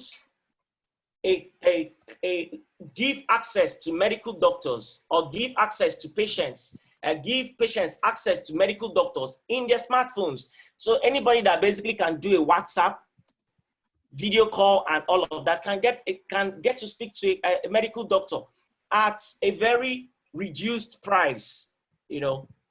So with health reach, patients are no longer at local primary healthcare facility. I mean, in this COVID period, it becomes basically interesting, you know, basically the need for the moment, you know. And when we talk about reducing barriers to healthcare, the same thing that goes on, when the same problem patients have is the same problem doctors have. The government is our own barrier to reaching patients. You find out a lot of times doctors go on strike because they are not well paid, and then they leave, and then they start, they go, and then the government tells the patients, you see, these people swore an oath to take care of you, and they are no more there, and all that and all that. But with this, we are removing that barrier. It is no longer government driven. If someone has as little as 5,500, he can see a medical doctor, have a 15-minute consultation with a medical doctor, and actually get treated, you know. So this is how it all works. You get the app downloaded from healthreach.ng, a website on your phone. This is the patient version of it. You get the app downloaded. You have a video, fill out the sheets when you get on, as in fill out your info, basically. What is the reason for your visit and all that? If it's a dermatology case and all of that, you can upload and take pictures and all that. And in no time, you'll be connected to your doctor you speak to your doctor, and then it works. You know, and at the end of the day, the doctor gets to do what? Gets to send you doctor notes, and at the same time, send you prescriptions that you can pick up at your the nearest pharmacy. Now, what are we doing currently? We're setting up partnerships with the pharmacies, with the labs, and all of that. What we are trying to do, and this is where everybody can actually come in. For instance, Dr. Obi Iwaguda is in Owerri. We can set up a system with you where we send requests to you online. For those in Owerri, they will meet you online. They'll come to your facility, and then they get logged in. You see the lab request, you do it, and then you send back reports online. Everything is simply automated. We will get to, I'll just get through this, and I'll speak on why it is important that everyone is on board. It's something I cannot do alone, honestly speaking. So I've actually gone through this, discussing how we basically got to the whole idea of health reach. You know, basically it speaks for itself. All we want to do is make sure that people get healthcare wherever they are. It's almost like the central bank talking about financial inclusion. We want to do a health inclusion where everybody, wherever you are, you're able to access healthcare with as much as little money that you buy suya. Now, basically, this is our team. This is Ikena, this is the dermatologist, the wife, and then that's myself. I represent Resizes Nigeria Limited, basically own 5% equity. Now, in all of this, this is the website, and I'm done with my presentation. Now, let me get to what I want to talk about. Now, at the end of the day, what exactly are we talking about when we talk about partnerships? It is very key for us to understand that the paradigm has to shift in management, in healthcare management in Nigeria. We can't continue running one-man shows, because it's stressful. Imagine you in UK having to travel down to Nigeria all the time to take care of business. If you have structured partnerships with doctors down here who represent your interest and have their own interests represented, you can sit wherever you are, do your work, and then get your dividends at the end of the day.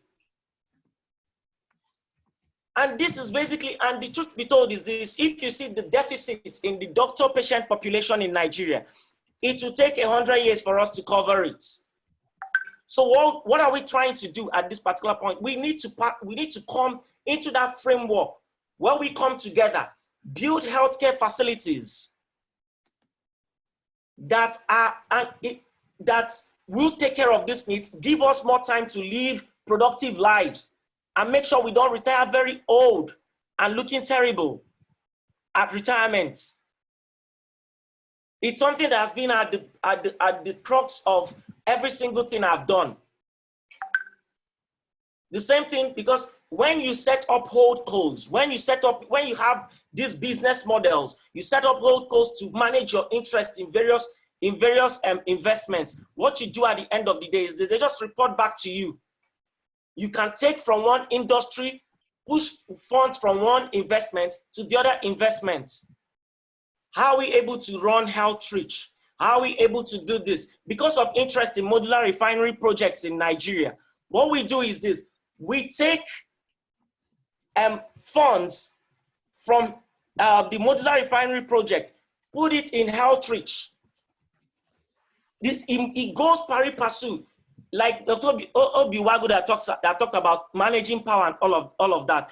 If you have a system where you're invested in these things, you're invested in different sectors, you can at any point in time take from this what is lacking in this sector to augment what the other sector needs. Even if you don't want to go into other sectors, even if you don't want to go into invest in real estate, invest in refinery, in oil projects and all that, and you just want to stay basically in the health sector, these opportunities are still there. There are models you can look at. I mean, if you look at Healthcare Corporation of America, it was basically running hospitals as franchises. These are things that we need to put in place in our country, because at the end of the day, everybody wants to come home. And you're going to come home to something. And you don't want to come home at old age. You still want to be able to visit and on holiday and just look around your interests. So what we can basically do is this. When we have these partnerships, have them as corporations. Everybody has an equity stake in it. At some point, we go public. Have people invest in it. We will drive down the costs, drive down risk, and we will share risk.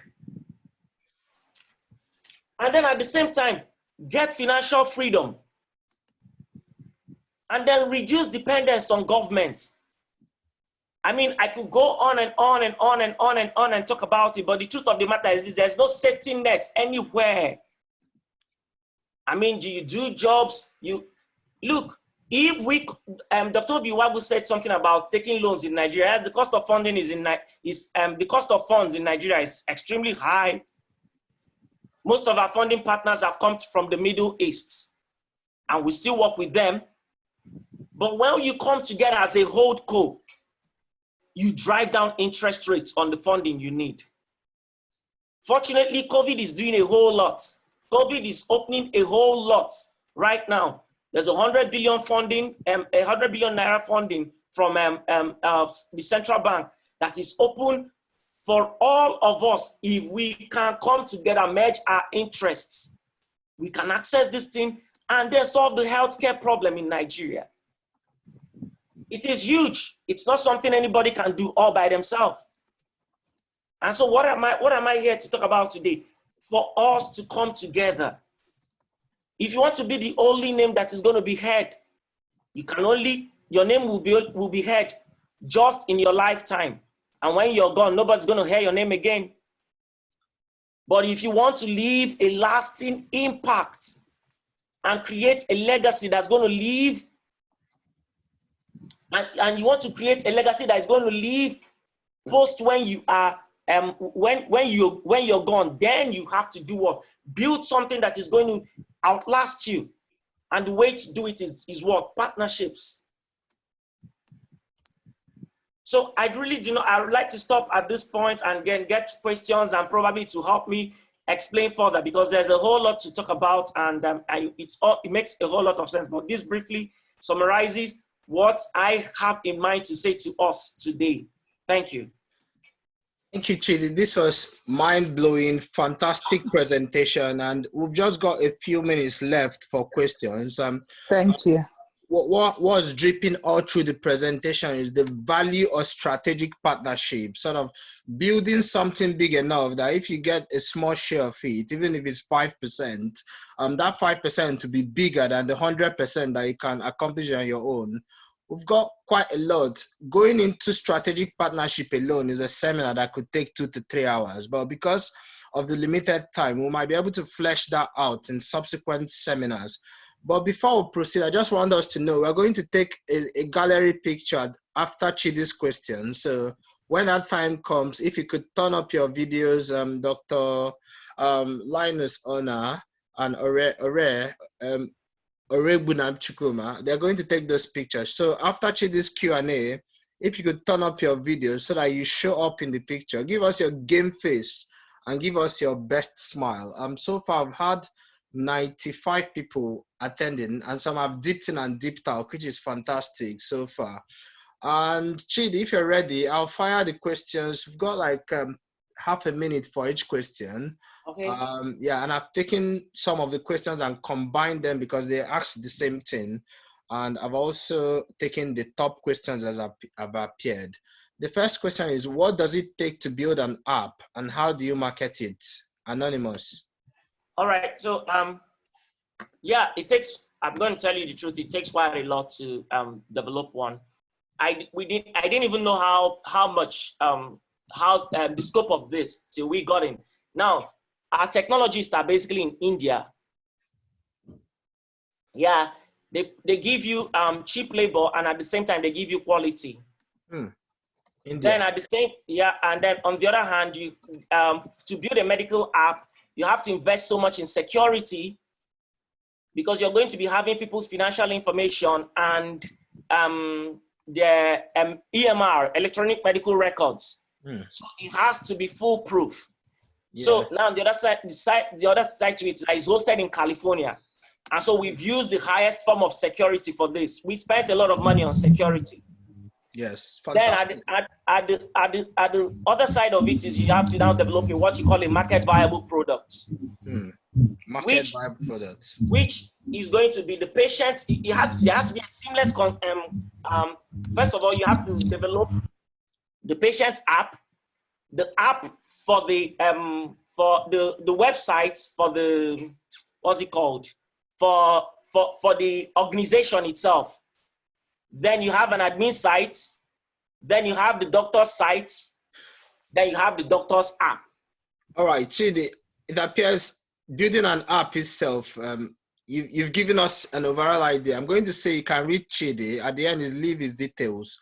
And building an app is not just building any app. The app they're talking about here is really strategic app. And you've seen what he's described. Servers are in California.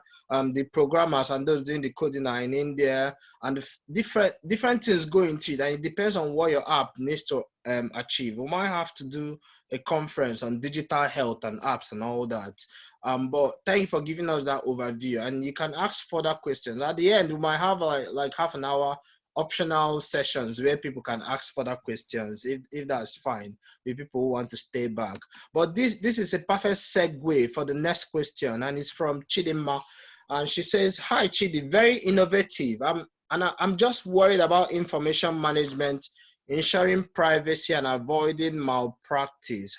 How are you handling this? Is it fair to say you've answered some of it already in the question? Yeah, I have, but when it comes to avoiding malpractice, yes. Well, for now, most of the doctors that we are giving a platform to work, basically, it's by reference, anyways. Okay. I believe we are going to get to the point. So basically, if someone it's referred. Of course, this is my community. Yes. So at the end of the day, I know you, and then at the end of the day, there's insurance too. Okay. You know, so we've also spent money on insurance too to cover most of these things, and privacy, like I said, we've invested a whole lot. I think that took the major part of the funding for this, because you're going to have people's financial records and also their medical records. You know, so we actually did a whole lot of work on that. I think that's basically it. Information management, I've said something about that. Yes. Yeah. Okay, so that's I think that answers it. Information security in healthcare management. You're dealing with two huge sensitive issues: financial information, Yeah. medical information, and it's not something you do haphazardly. And I'm sure you guys are investing a huge amount of your technology development funding into that. So I'm just going to go to the final question, which is great. Someone has asked, thank you for the presentation so far. Please, can we get a complete recording of the meeting? Yes, there will be a recording at the end. Then the final question, Chidi, is, fantastic, Chidi. How do you address the need for physical examination, especially for surgical cases? Anonymous, go for it. Awesome. Now, statistics actually shows that 70% of the cases, okay, let me say this. For now, we are measuring in 3 aspects: general practice, psychiatry, that's mental health, and then dermatology. Okay. Now, statistics actually shows that 70% of the cases you see in working clinics basically do not require physical examination. Be that as it may, we are actually getting into partnerships. Like, part of the work I've done since the easing of the lockdown has been going around trying to get partnerships with, sign MOUs, sending proposals with hospitals and all of that. So we want to be able to do what, when there's need for one that you need to examine physically, you have to refer, to those facilities, or you can actually have what you call practice privileges with these hospitals. So you can actually go in, have a consulting room prepared, and then you see your patients if the need arises. And so these are things that we are working on. Fantastic. Do you understand? It's actually huge, and I didn't know it was this big. Well, this is amazing. I think I speak for everyone, or almost everyone, if I say this has been a scintillating presentation, and it's quite an eye-opener. I know a lot of us have thought about health technology, but from what they have been saying so far, and even from previous presentations, we've seen it's not something you can match into haphazardly. Thank you, Chidi, for your presentation. And if you oblige us at the end, those of us who want to ask further questions may be able to reach out to you, or if those who are interested, like me, to stay a half hour at the end to ask further questions, then we'll ask a few more questions. But thank you so much for spending time with us today. Okay. I'm glad to have this opportunity. Yes, thank you so much. All right, it's picture time. We've just got less than a minute because we're going for our next presentation by the able Malaki Abba, who is the current president of the association and has pushed this vision with the leaders so far. Get ready for the picture. Linus and Ore, you're in charge now. So everyone show us a game face and make sure you appear in the picture. 1, 2, ready, go. All right, Linus and Ore, can you confirm you've got a picture at least? I think you should be talking about pictures. Sorry, several pictures. Yes, because we only have so many at a time. Yes, okay. Let us know when you've gotten everybody. So you can do a screenshot and swipe and do another screenshot. Well. Okay, who else is able to take screenshots? If you're able to take screenshots and you're more familiar with your own device, maybe take a screenshot and swipe. Yeah, I can see it there. Take a screenshot. All right. Yeah. It's been an amazing evening, and you've been like the best audience so far. But we've got one more presentation left, and it's going to be question for those who want to stay behind, and for those who want to call it who want to end the night a bit earlier. We'll end and conclude and then carry on with questions. If you could oblige me and put all your microphones on mute for now, so that I can introduce the next speaker. All right. So for the final presentation, we've got Chima Malakiaba, and it's going to be a feasibility study presentation. When he's got a few other things. He's involved in medics events, a website is launching for medical events and so many other things. And real estate, and he wanted to make a presentation. I said, Malaki, we have very limited time for this event, and you're bristling with ideas, but think about the one that is going to be most beneficial. He said, there is one thing, a feasibility study is already completed. It's for toothpicks.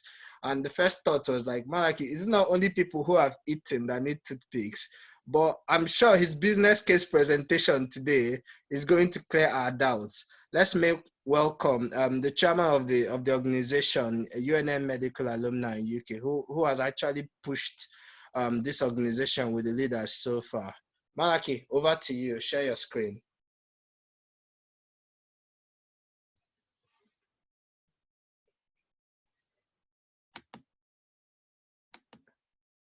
You can unmute, yeah. Okay, thanks very much, everyone, and good evening. It's a pleasure to see so many of us here, familiar faces and names as well, which I'm putting faces to. Without having to waste much of our time, I know we have spent quite a lot of time listening to other presentations, so it would be a good idea if I just, crack on straight away. 1 second. So the first slide here is basically a toothpick production in Nigeria. And this, forgive me, but this feasibility study was actually done in 2017, so roughly 3 years ago. You could call it a bit recent, but given the fluctuation in currency and a lot of policy flip-flops and somersault you have in Nigeria, you could say that maybe whether it is current or not, but the basic principles therein, is still very, very valuable. So it's one of, this is sort of like a different thing from what we've had this evening. We've talked about healthcare and digital health, how to set up business in Nigeria. But as you can see, this is basically an agro-based sort of, industry in Nigeria. I'm sure most of us, must have used a toothpick at one point, at some point, either in Nigeria here. Maybe not thought of how we, it got to us. The majority of the toothpick we have in Nigeria are actually imported from China. And in terms of the economics of this industry, there's no actual accurate figure. The reason being that Nigeria is not very good in terms of keeping figure. So in terms of the actual market work for this business, it's not known. But what is known is that Nigerians import toothpick worth between 4 to 6 billion naira worth of toothpick every year. And I'm sure most of us who listened to Audu, the former PDP chairman, when he was lamenting about how much Nigeria imports in toothpick and how we can't use that to finance, our forex and blah, blah, blah. It is a fact. And, these are just one of the ways Nigeria spend money in things that we shouldn't really be, spending on. And this 4 to 6 billion naira is excluding a lot of people who are already producing toothpick in Nigeria. So what do we stand to gain if we say, okay, why do we have to import from, why do we have to produce in Nigeria versus having to import from China? First of all, there are 3 ways in which you can produce a toothpick. One is by using bamboo trees. The other one could be to use wood. And the last one is to use plastic. Of course, for you to use plastic, you need to rely on downstream byproducts of petroleum, which are the minute, because Nigeria exports a lot of crude oil. We don't have those, plastic raw materials to go into using plastic to produce a toothpick. So we have to rely on what we have most, which is bamboo trees, which is quite very abundant in Nigeria, and we'll come to that in a minute. Also, although China has a population of almost 1 billion, if I'm not mistaken, actually the cost of labor is cheaper in Nigeria compared to China. If you look at the minimum wage in China, the lowest paid areas, somewhere like Tibet, and compare it to Nigeria on dollar basis, you find out that actually the cost of labor is cheaper in Nigeria. So you would probably save on the cost of production if you produce in Nigeria rather than having to import. And again, the vast, with over 150 million or whatever the figure is now, you have a huge market for this sort of product. And then, like Dr. Iwagu has said earlier on, you could get loans.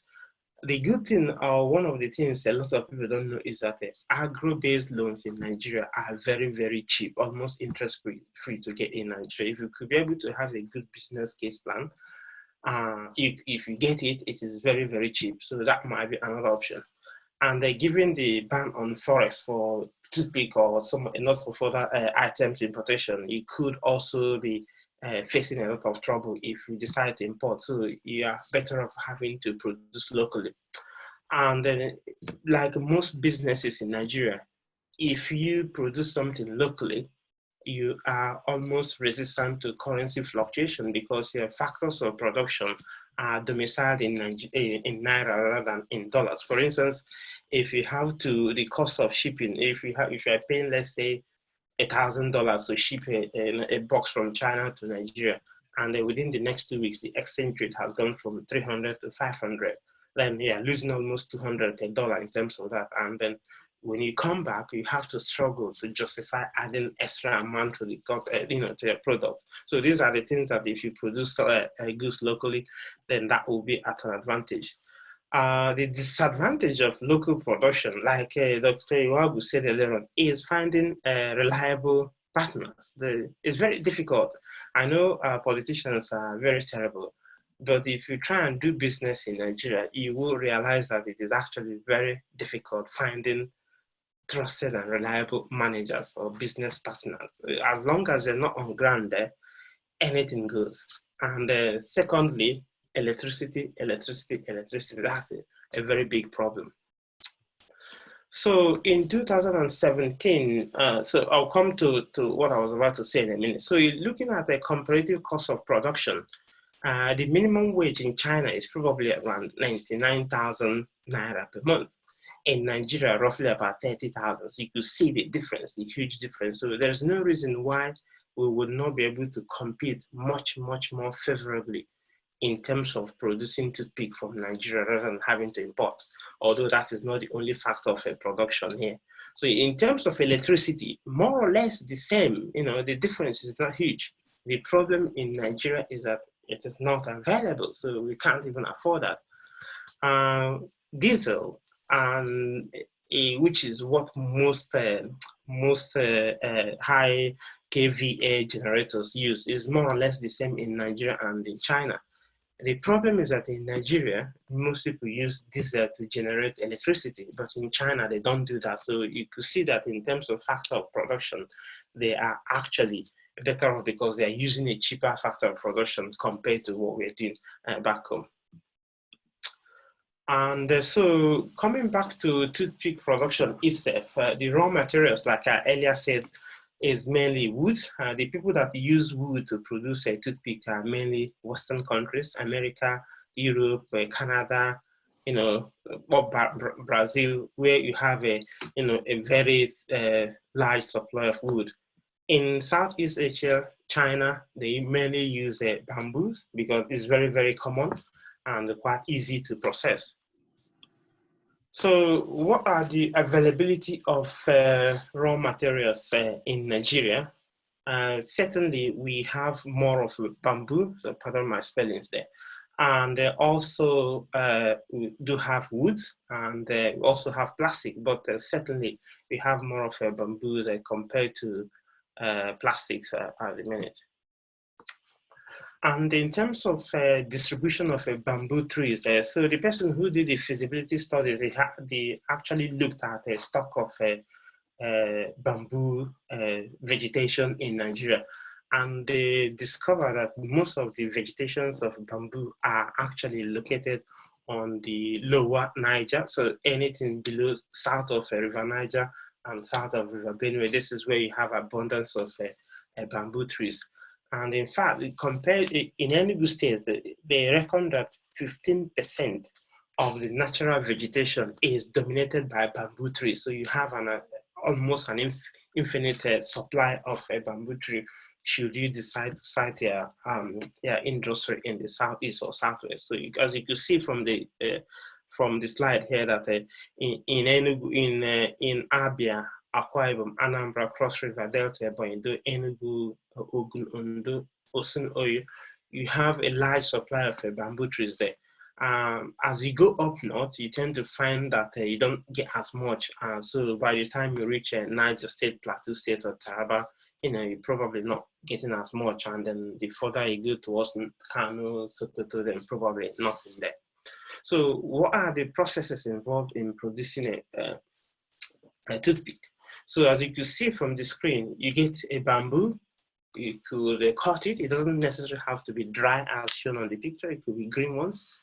And what people normally do is that they cut it into certain lengths. So you just use any cutting machine, and then they split it. It's a splitting machine. And then also what they call a fixed width slicing. They put it through a machine that slices it, and then further lamination, and it slices it more. And then I'll show you onto the next screen. And then they have what they call a precise cutting. So they cut it into very small pieces to the size of the toothpick itself. And then they do the polishing and also sharpen it. And then you have the final product. Now, after the final product, this is when you have the packaging. Some people decide to sharpen the machine, but that's just basically a maintenance thing rather than actual process of production. Now, there are different machines that they pack, toothpick, depending on what sort of packaging you want. If you want it into a plastic container, if you want it into a paper bag, if you want 100 items per container, if you want 200, 400, those sort of things. So the machines are there which you can, purchase. So if you want to look through the videos of, YouTube videos of some of these processes, either cutting it or splicing it or, with slicing and polishing, you can, afterwards have a look at this. Now, in terms of a setup cost, as at 2017, so this was the equipment setup cost, and production equipment, which is basically the machines. Other equipments would be a generator and other things you would like. If you need a photocopy machine, other things you will need wiring, blah blah blah, setting up a small office. These are the things that comes as other working equipment. And then working capital will be basically hiring staff, perhaps getting vans, delivery vans, and all those sort of things. So this comes into working capital, and of course you have contingencies. So roughly you could look at starting the business with around 17.2 million roughly. And in terms of output, what capacity are you expected from that from this plant? So if you are operating at 70% capacity, let's say on the first year, because you don't know how to set it up properly, some of the staff are not yet properly trained, you could be operating at 70% capacity. And what that does is that it enables you to produce around 560,000 toothpicks every day. On the second year, that can increase to about 640, and then on the third year, that can go up to 90% capacity, around 720. And depending on how you package it, it will depend on the number of cartons, the number of packets you can get. You can mix and match, and then depending on how you want that. So I suppose the question will be, with this number of output, how much is it worth? So we'll come to that in a minute. So the feasibility studies, which was prepared for me, which I'm happy to share at some point if anybody's interested, the prices were based on people, selling in the southwest around Lagos area. So the price is probably a bit higher. So, but you know, I went to Headbridge for people who live in Anambra and Onitsha, and then actually asked the people who buy, the distributors who buy, wholesalers, how much are you willing to buy this and how much are you buying? And then usually they sell them in a pack of 12 container bottles and then 50 packs.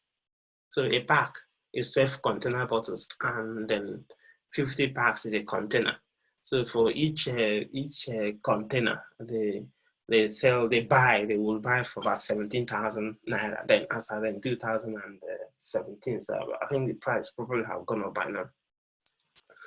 Alternatively, you can package it differently. So you have a small, instead of 200 pieces in a small container, you have 100 pieces in a small container, and then again you have 12 containers and then 40 packs in a carton.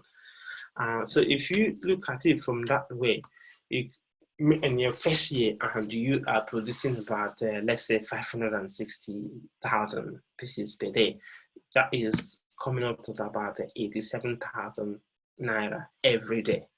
And if you're working for, let's say, 250 days in a year, then it could be, you know, your turnover will be looking for 17 million to 19 million, almost 20 million per year.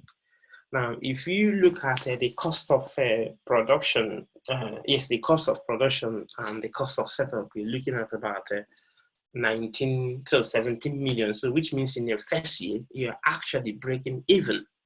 So with the first year, making a profit of almost 3 million, but that is because you have almost about 12 million as a setup cost. So by the time you go to your second year, then that is where the bumper harvest comes in, because at that point in time, you do not need to purchase another set of machinery.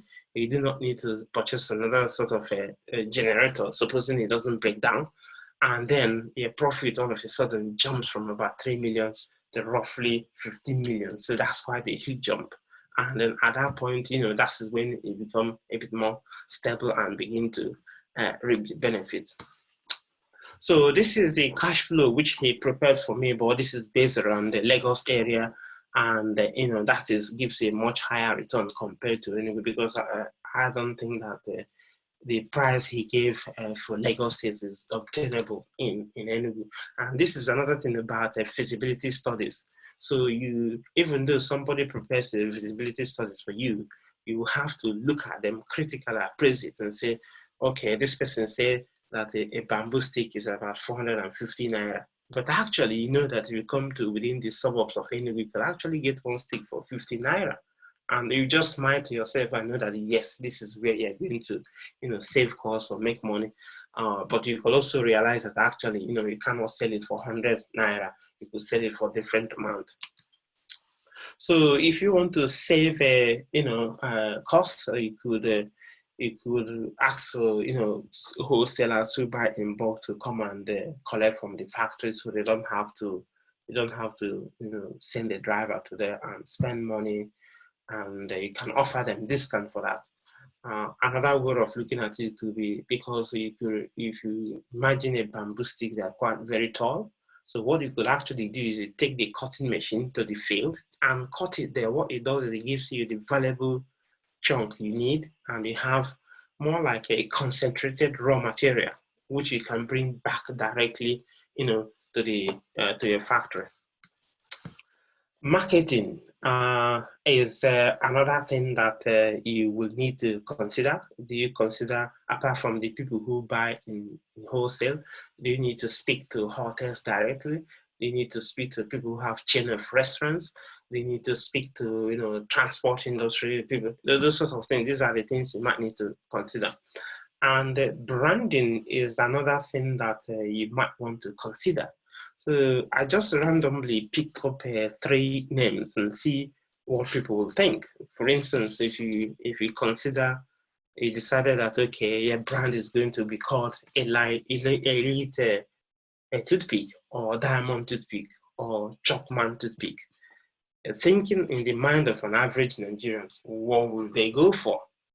And brand sometimes in early years would make who can make a product stand out very, very well. So this is that. For me, if you ask me to pick, I'll probably go for Chopman. It doesn't sound polished, nice, but it would resonate, and you know, most Nigerian would feel it. And that is basically use psychology in marketing, and that's how you'll be able to, you know, make an impact early on. So coming to the end of the slide, actually the end. So the person who prepared the report is a man called Young Oliki. He's based in Lagos, and this is his blog, and he writes quite a lot about projects he's done. So if you're thinking about setting up a business in Nigeria, which you don't know how to go about, you could ask him. He did a feasibility study for me, I think about 60,000 naira. So you could ask him, he could research that. He's done quite a lot of, you know, help people set up a company. I must admit, a lot of them were sachet water, you know, factories, but he's done something different as well. So you could, you know, contact him and ask him for something if you're thinking about something different. So if anyone has a question, I could, you know, take your questions, and then hopefully we can call it today. Thanks for listening to me.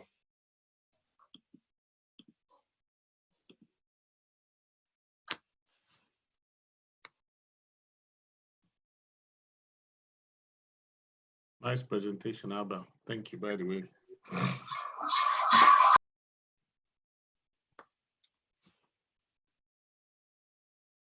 Andy, we can't hear you. On mute. Oh, so sorry about that. I was saying thank you, Malaki, for the detailed analysis and the presentation. The feasibility study is as practical as it gets. It goes down to business. Well, because of limited time, we're not able to delve deeply into it. But like I said, on subsequent occasions, we'll do events where we'll just look at one session of investments or area. And Malaki, we'll probably have to bring you back to give us a 2020 updated version of that feasibility study. For people who have, okay, for questions, I've got some questions that have come in on slide.do for you, Malaki. And the first one is, how did you go about getting someone to carry out the feasibility study? You've answered that one already. Is that fair to say that you've answered it? Yes, but just of a background is, you think about, what I actually did is I look at the import data for Nigeria and look at what Nigerians import most and see what you could manufacture locally. And that is how Toothpick came about. So then I decided to look at who can do a feasibility study. So that's, I started searching on the internet and found him. Okay, sharp. So the next question is, what is the environmental impact of making toothpicks with wood and bamboo in view of the current climate change and damage to wildlife, especially with erosion in Southeast? This question, I'd say, is quite detailed. The answer is not going to be a 1 minute answer. So I'm going to say, could you please send a message to Malaki? And if you hang back at the end of the event, you might be able to talk about that in detail. So I'm putting together questions that have not been answered. I might be able to address them at the end of the event for people who wish to stay behind and sort of flesh out some issues. Yes, so the next question. I could touch on that. Okay, right on.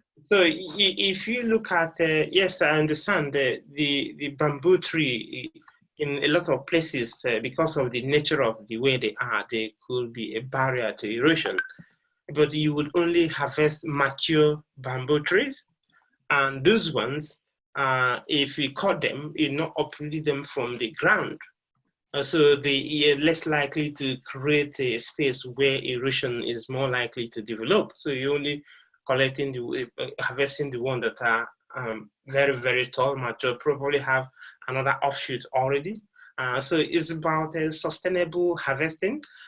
It may not entirely control what a nuclear family or extended family decide to do, but if you could make an ethical approach to say, well, I'm not buying anything less than this, and the reason why you're saying that, it may or may not tell the person who is selling it to you, but the reason why you're saying is because you do not want to, damage the environment, and you want to make sure that you have a sustainable approach to that. But given that we have 15% in some places of natural vegetation being made up of bamboo trees, then chances are that you could be able to, sustain your factory with sustainable approach to processing or harvesting of the bamboo trees. Thank you for that. I'm glad you've addressed some of that. Obviously, enlightened self-interest and being ethically responsible. Well, most of us, majority here, I would say, are doctors, if not for all of us. So ethics is something that is the core of our practice. So even in business, it's important to consider sustainability. And I'm glad you've addressed that. But if you want to flesh it out, if anyone wants to talk about it further, at the end, we're going to have a half an hour for more questions. So that leads me to the final question, which has been answered in different ways. But this is particularly for you, Malaki. How do you monitor investments in the toothpick business remotely? I think Dr. Iwa will have answered that already. And secondly, in this sort of situation, you know the expected output, and you're not going to sell it packet by packet. You're going to sell it in cartons. You could say a minimum order of 50 cartons. So at the end of the month, you would expect your bank account to reflect 50 amount for 50 cartons. If that is not happening, then you begin to ask questions. So I suppose with online banking, you could always monitor. You could have, the person who is making order. There's so many ways, and I'm sure Dr. Iwago did justice that in terms of monitoring that. And like I earlier pointed out again, I understand that having a trusted business partner in Nigeria is the key to having this. And maybe that is why how you could actually involve some of your colleagues back home and then have a joint partnership and venture and do this. And that would be a way of ensuring that you have somebody you could trust, somebody who would be on the ground. And you inevitably, there's always bound to be a problem in business partners, but at least somebody you've known before, somebody you trust, somebody who is a doctor, somebody who is interested, is less likely to cause you a problem. Fantastic. I think you've answered that quite well, and there's been quite a few questions considering monitoring businesses, and it doesn't matter if you live in UK or if you live in Canada or Germany or even if you live in Abuja. You might have a business in Abuja, and I've had a business where we've all had business in Nigeria where, for instance, the workman or one of your staff tells you something else, and then they can tell you stuff is ready, and when you show up or the customer shows up, then it's not ready. So monitoring businesses, whether it's remotely or whether it's in person, there's a wide range of technologies available. There's innovative ideas has come from Dr. Iwago and Dr. Anoche about sort of like using Zoom, having a landline, calling in, and sort of like having, not to harass them, but sort of having an agreed upon way of checking things. And then mystery shoppers, getting people to come in every now and then and check. I think I speak for everyone, if not for the 95 people that have been here today and the 74 currently present. That has been an amazing evening, a fantastic evening of learning, and I have to thank the presenters and the panelists and all the audience for, and of course my co-host for being so amazing and fantastic. There's still a few questions I've got here, but we can address that for people who want to stay back a little bit. There's a barrage of questions here for Chidi, Samuel Odu. There are a few people who want to ask some questions as well.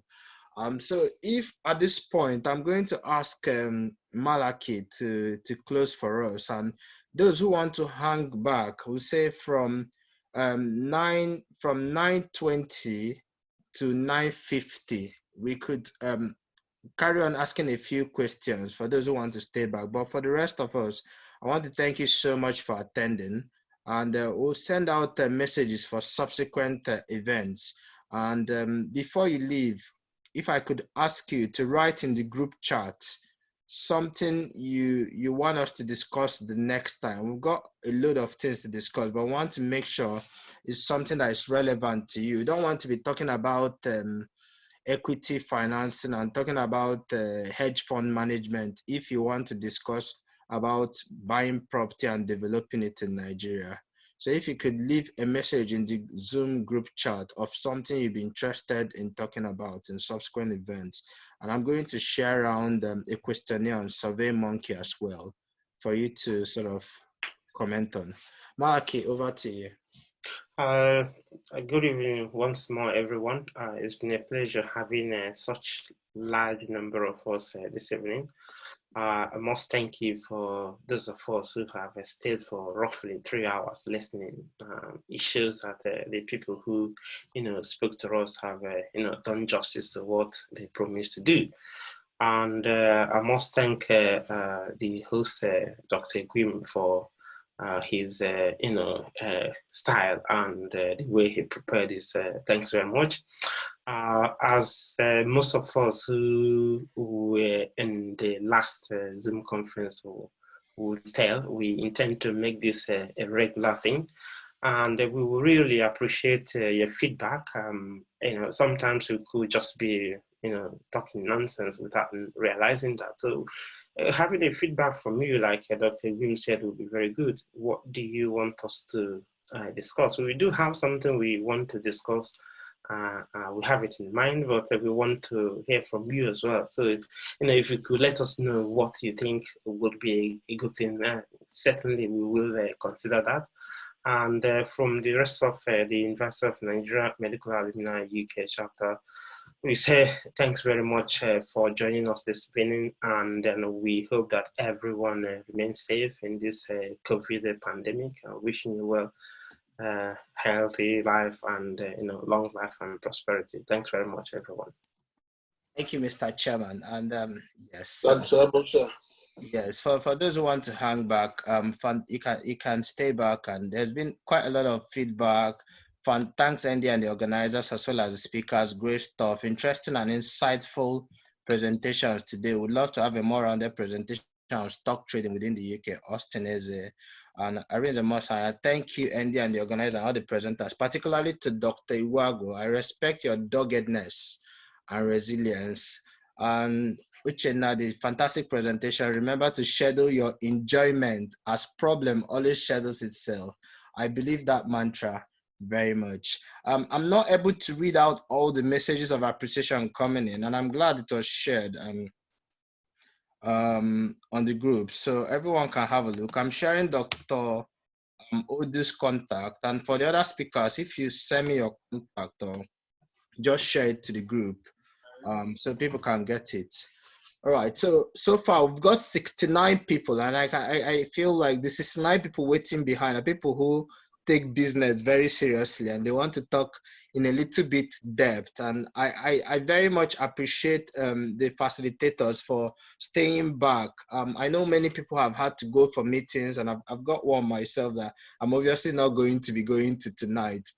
But if we could go straight to business, if you don't mind, continue on slide.do to ask your questions, but I'm going to read out the questions on slide.do that has not been answered. Also, I have the results from the quiz we've done. Obviously, the last question has definite results, and I'm happy that 53%. So that was Nigerian inflation rate. 53% of the people have gotten the answer correct, 11.4%, and 34%, 12.5, quite close. Nobody choose 1.7%, and 5% of people have chosen 13% as the inflation rate. All right, so I'm back to slide.do. I'm just going to shoot out the questions that have come that has not been answered yet. This one is for Dr. Iwago, if he's still there. Obi, are you still there?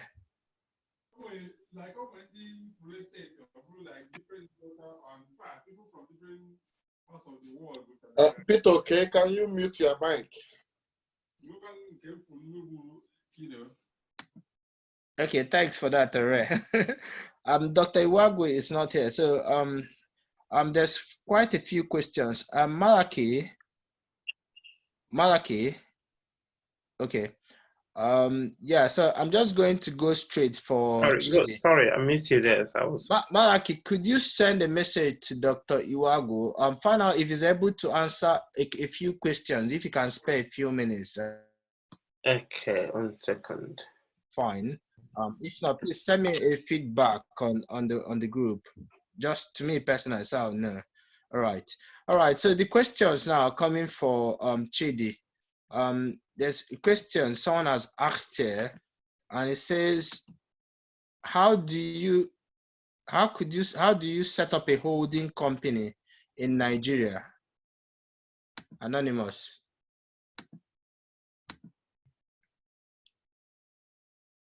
Chidi, the question is for you. How do you set up a holding company in Nigeria? Okay. I'm not sure Chidi is there.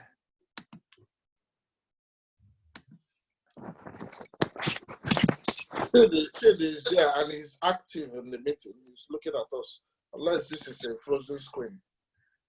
It's looking like a frozen screen, or can someone diagnose what's going on? I have brilliant clinicians and okay. Maybe we should call him on phone. Or okay. He's not had a CV there. Yeah. No. Hopefully not, but some of our senior medical fellows and neurologists here, they'll be able to tell us if those are features that may suggest any untoward event. Yes. Okay. Yeah, I've got him on WhatsApp now. Sorry, I have to mute. Yeah, so I'm just sending him a quick message. Co-host, can you let him back in, please? It's like he's trying to get back in. Yes, admit. Fantastic. Done. Okay, Chidi. Let's give him some time to get back in. Yes, Chidi, you're back now. Are you?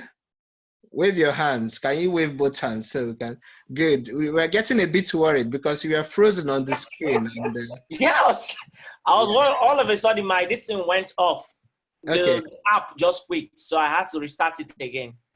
Okay. All right. So the quick question for you. You've got a few questions here that are standing. Someone has asked, how do you set up a holding company in Nigeria? Anonymous. Shoot. All right. So basically in Nigeria, to set up a holdco, you are required to own.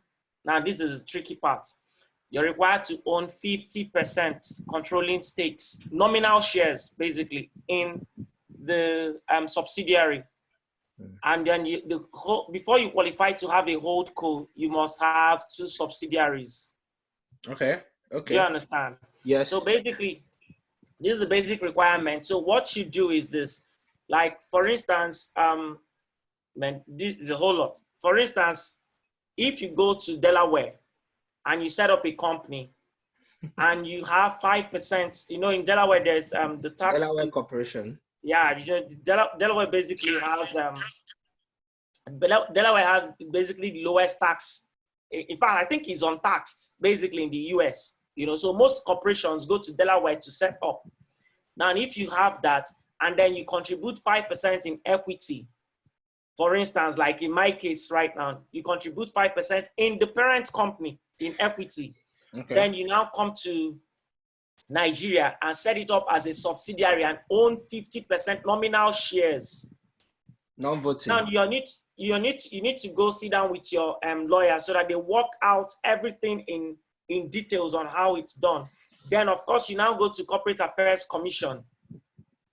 You write to them and say, because before it bears the name Holdco, these are the basic requirements. You must have 50% nominal shares. You must have 50% nominal shares, and you must have 2 subsidiaries. Do you understand?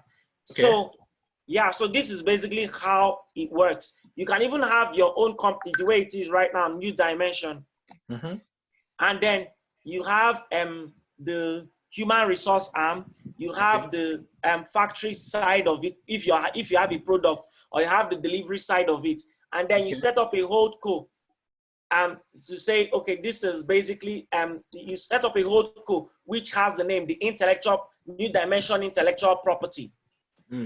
And as a hold co with that name, hold co with New Dimension Intellectual Property, you now own 50% in all of this.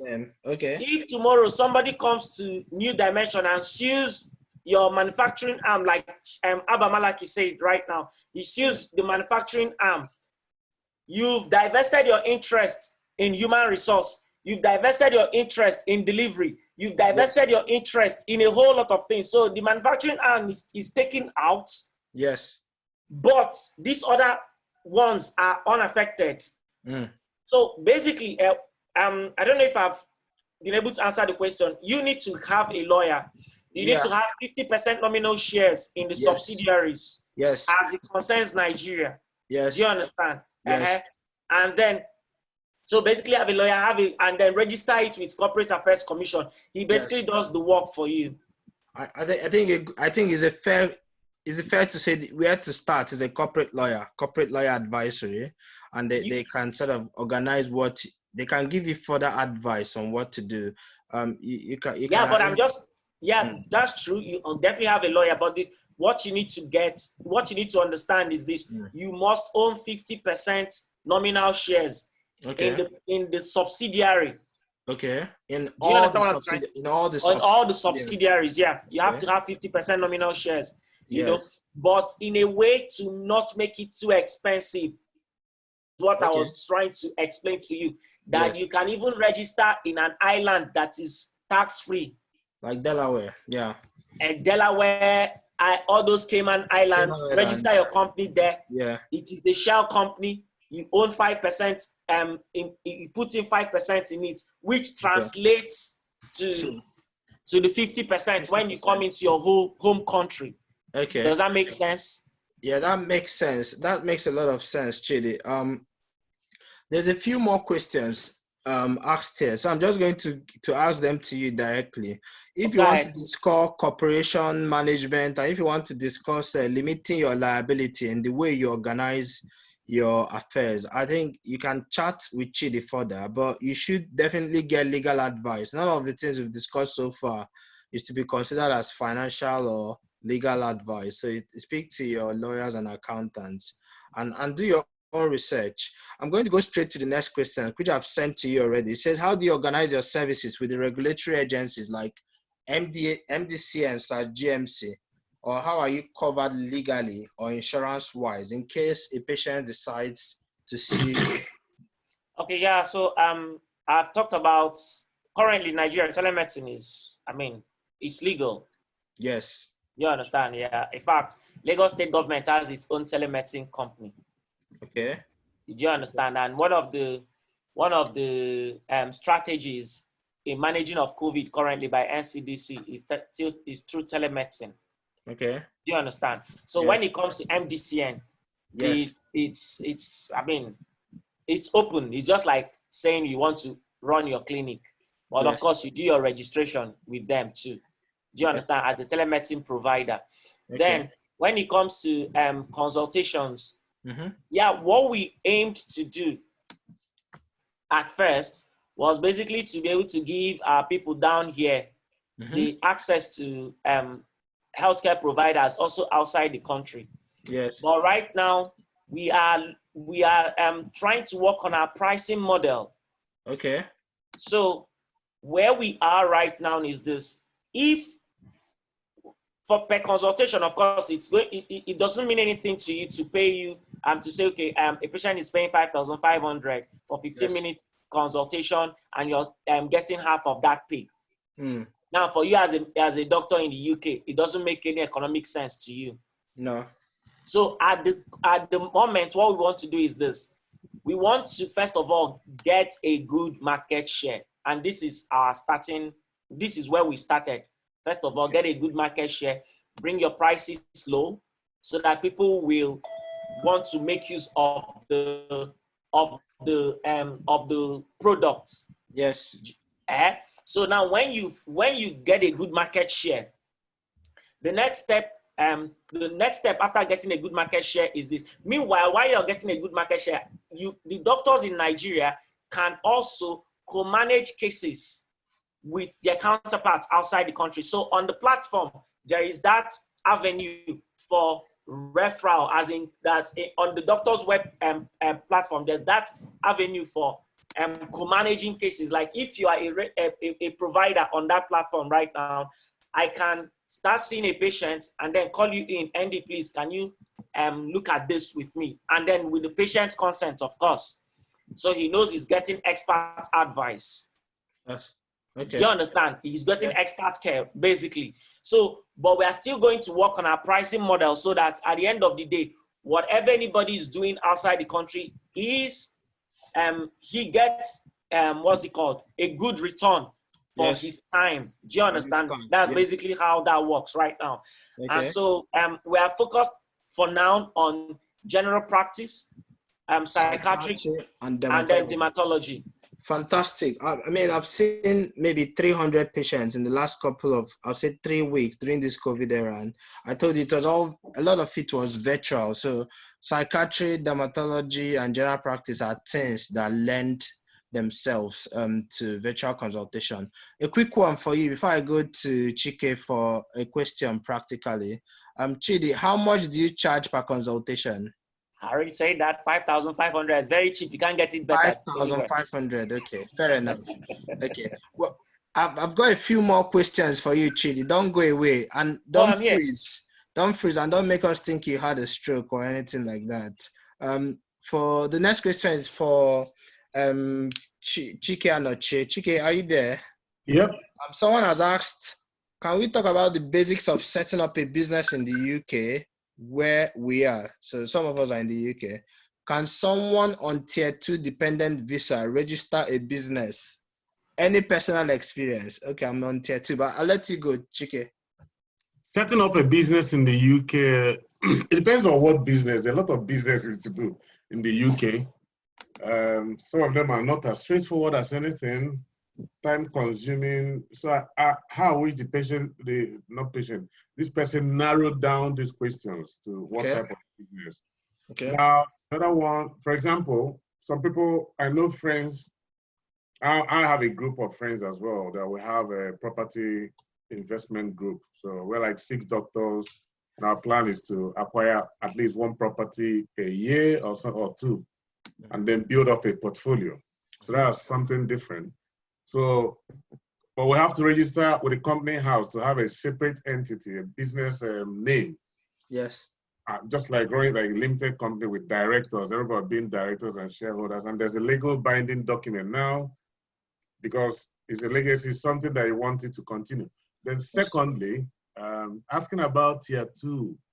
I've never been on a tier 2 visa, but what I understand is that it's quite difficult to be to have a limited company there. So there should be a way around it. When we started our company, you know, for the property one, for you to get a loan, to get a mortgage, the company look at you as the banker look at you as a big risk. If you have up to like 6 directors, you know, they have to look at individual circumstances, encumbrances, and all those things. So what we did is to step 4 people stepped down. Only 2 of us went as directors, and we are British already, so it wasn't an issue because all those things get factored in when you want to. When lenders look at you, if you're on a certain visa, a good number of lenders won't even look at you. But if you're from ILR and citizen, they look at you. So these are things to factor in. Well, I don't know if I've covered the question. Now, what I said about people stepping down is they step down because some of them then hasn't achieved the ILR status and citizenship status. They stepped down, but we had a lawyer who did a memorandum of business, an agreement-like thing, stating that all of us have equal shares, despite 2 of us, in the eyes of the law of the government, are just the directors. All of us are directors. So let it not deter you with tier 2 visa. It's just to find like minds, people that are ready to invest in a particular thing together.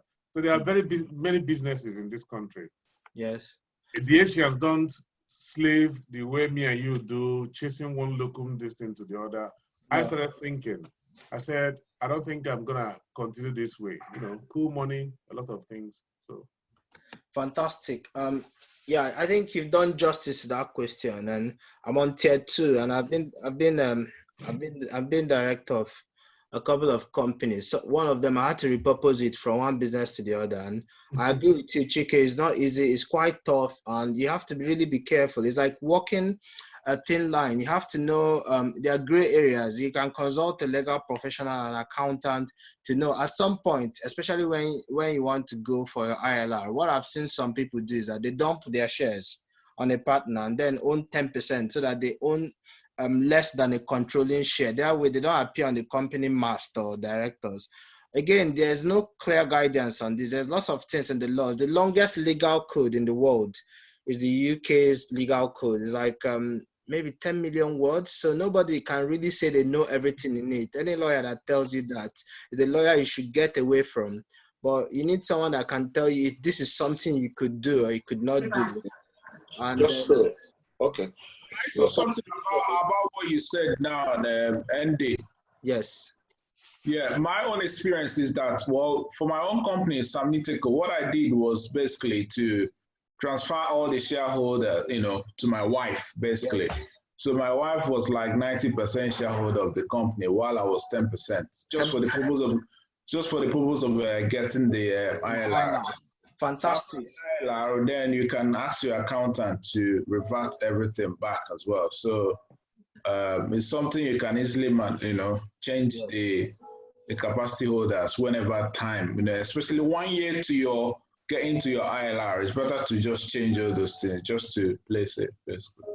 Okay. Fantastic. Can I say something for my experience? Just to add, sorry, I think there's someone else I wanted to talk. Yeah, so in terms of is it possible to put on your could we, yeah, we'll have a system that has worked so far. Could we put our questions on slide.do? I'm still monitoring them and I'm putting them. There's still a list of questions. I'm sure we'll all get to the questions. If you put your question on slide.do, or even put it on the group chat so that it's not disruptive, if you don't mind, if that's okay, okay? Okay. What I wanted to say actually is not a question. I just wanted to clear that what the law says for those on tier 2. Okay. You should not hold more than 20% of the shares in the company if the company is primarily employing you in the UK. Mm-hmm. So what it means, if you are working as a locum, for example, and you are being paid through of course, you can't even work as a locum and have a certificate of sponsorship. But that is what the law was targeting at. So that you don't work as a locum and employ yourself and then own more than 20% of the shares. Yes. Otherwise, the law does not in any way prevent a tier 2 holder from opening a company. But now, the problem is this. The questions you will answer if you have a large share in a company are, what amount of time are you investing in the company compared to your primary work where you're supposed to give all the attention, supposedly. So because of this balance, people tend to keep away so that it's not during the time of ILR. Instead of giving you a decision within 24 hours, you'll be told to go and come back later. So some of us open the company just because, for example, I've been doing mental health assessment on those assessments. I opened the company, collected the money. As ILR draws near, I'm toning down and gradually beginning to wind up the company because I don't have the luxury of having a wife I can transfer the ownership of the company to, because we'll separate tier 2 visas, which makes this a bit difficult. So my advice is stay away if you can. But if you can't, be sure to answer the questions, keep the books, do all the company things you're supposed to do, yearly accounting and things like that. Otherwise, those things will be the problem, not owning the company itself.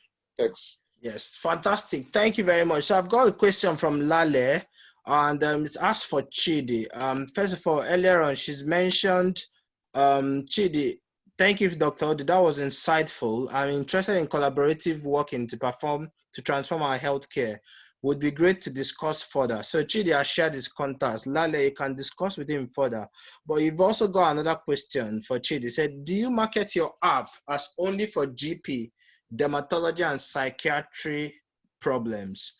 How do users know it's not for other medical problems? Chidi, over to you. All right. So basically, because this is an in-house thing, because we are doctors, that's why I had to specify that. Yes. You don't set up a hospital and tell them, oh, you cannot come for this, you cannot come for that. Yes. When patients now come in, you say, okay, fine, we will need to refer you for this. And okay. So you now refer to, that's why we have partnerships with hospitals that we refer the patients to say, okay, you go here, and this is basically what you need to do, you know, and then but I've had situations where some friends came to me and said, oh, I want to bring my patients on the app, but the billing has to be different because I'm a consultant in this area. I have to bill them 20K. Do you understand? And all of that. And you don't want such disparities, more especially when you're getting into business, when you're launching out, you know, the first time. So basically you want to tell someone, okay, fine, if you're going to come on this and provide care, for the sake of litigation. Do you understand? For the sake of litigation, because yeah, the person that is coming in to tell you that he wants to, probably he's a cardiologist and wants to see his patient there and paying 20K. That is going to pay 20K for consultation.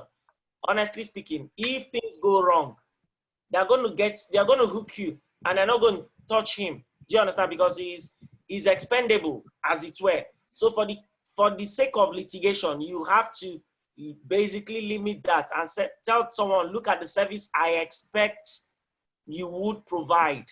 Yes. You know, from the back end, we have a way of monitoring these things. Do you understand? So, and to ensure that, look, the patients are getting the value for their money. Yes. Do you understand what I'm trying to say? So yes. Marketing the app, I market it as a purely telemedicine app. Okay. You know, so people come in for primary care consultation, and then at the end of the day, if there's need for you to refer it for specialist care, you refer them. Yes. I think, yeah, so that's it. Yeah, I think that's fair enough. It's a telemedicine app. People know that if you have an appendicitis, you have a serious abdominal pain, you probably will be considering going to the A&E. So telemedicine apps and virtual apps at the moment, like Babylon and what she is working on, would lend themselves to GP, dermatology, and psychiatry. And obviously, as things, yes, and obviously as things progress, I'm sure more technology and more ways will come out. Yeah, because okay, let me say this thing, and it's a developmental plan. Yeah, we started discussing with a company in China for making Fitbits. Okay. Now, here's the plan on that, on this whole idea of the Fitbit. The Fitbit, where it picks up your vitals, it picks up certain info, and then it's linked to the app, and then it takes when you have an abnormal reading or abnormal stuff, it sends info to the app that sends direct information to the doctor, and you get a call from your doctor. Do you understand? Yes. So we are looking forward to making this. I mean, having a virtual platform where you have both wellness monitoring. Do you understand what I'm trying to say? Health promotion and all that. It's fantastic. Yeah, I think the most important thing to see here is that this is something being developed. And I'd say bravo for even sort of considering it and the amount of investments that has gone into it. And I must applaud you. And it's not going to be perfect from day one, but as you go, it's going to get better and better. Well, Eloka Okoye has asked me to thank Chidi for answering the MDCN question. Yeah, he wanted to be sure that you ensure that doctors are duly registered and have recent licensing, or if it doesn't matter. But you have addressed every other thing you meant on the question. I think that question has been answered. Or have you? You're mute. Okay. Okay. Yeah, so about the registering, of course, and part of the requirements for coming on the platform when you register as a provider is to provide your to provide your current practicing license. Okay. You know, I haven't had some folks in the UK tell me, oh, I want to do this. I say, okay, let me see. I can actually help you liaise with MDCN. If you've had some years that you've not practiced and you want to get on this, you know, as a way of, as a collaborative effort, I can go have a conversation with MDCN and let's see how much of those years they can waive for you. Fantastic. Do you understand what I'm trying to say? Yes, so that you can actually update your license and then have the ability to practice within UK and also in Nigeria. Yeah. Okay, that's fantastic. So you support the doctors to come on. Okay, that's exactly. great. Exactly. Next question. Yeah, Anderson, very enlightening, guys. Thanks a lot. I have to go now. Thanks, Anderson. Next question is from for Chike. How do you ensure tests are not smuggled in through the back door by staff to allow them get money privately? Good question. You can do as much as you can, but I don't think we'll have those challenges because the way the lab was set up, like I said, everything is automated. So before you get any test, it's logged in. You know, any test you run, and any sample will have a very a system where everybody's details are there. You know, there's a history. Like if I want my dad, I normally send him to that lab. If I want his history of all his blood tests in the last 5 years, I get everything. I remember, like I said, we'll have an external auditor that we pay. So we do everything as much as we can do. And at least one of us has got a family member working there as well. Yes. And that was some, you know, we can do our best. Yes. Well, our mindset is that in any business, you don't expect 100%, but you try as much as well to maximize as much as you can. And one thing I've stood out for us is that staff welfare. When the staff are well taken care of, they're not looking at going elsewhere, and they are happy to do their job. When we started, we saw people close jobs and somebody would just drift and start marketing on his own. And you start seeing him bringing members, you know, bringing people to come to the lab and all those kind of things. So, so far, so good. We pay them 28th of every month. December, they give bonuses. Wow. All these things, whether they worked or not. So we desensitize them from going from an quite competitive. Lab scientists were being paid like 70,000, 65,000 with all the other benefits on it. So we try our best and we leave the rest to God. I'd say that's fair enough. Fantastic. Thank you. Very practical question. Now, someone has asked something very interesting. It says, once again, thanks to all the presenters and organizers. But most of the terms sound like Greek to me. Do I need an economics or management degree before I can do business? I said the answer is no, obviously. Chike, do you have an economics or management degree? I have a master's in health management, planning and policy.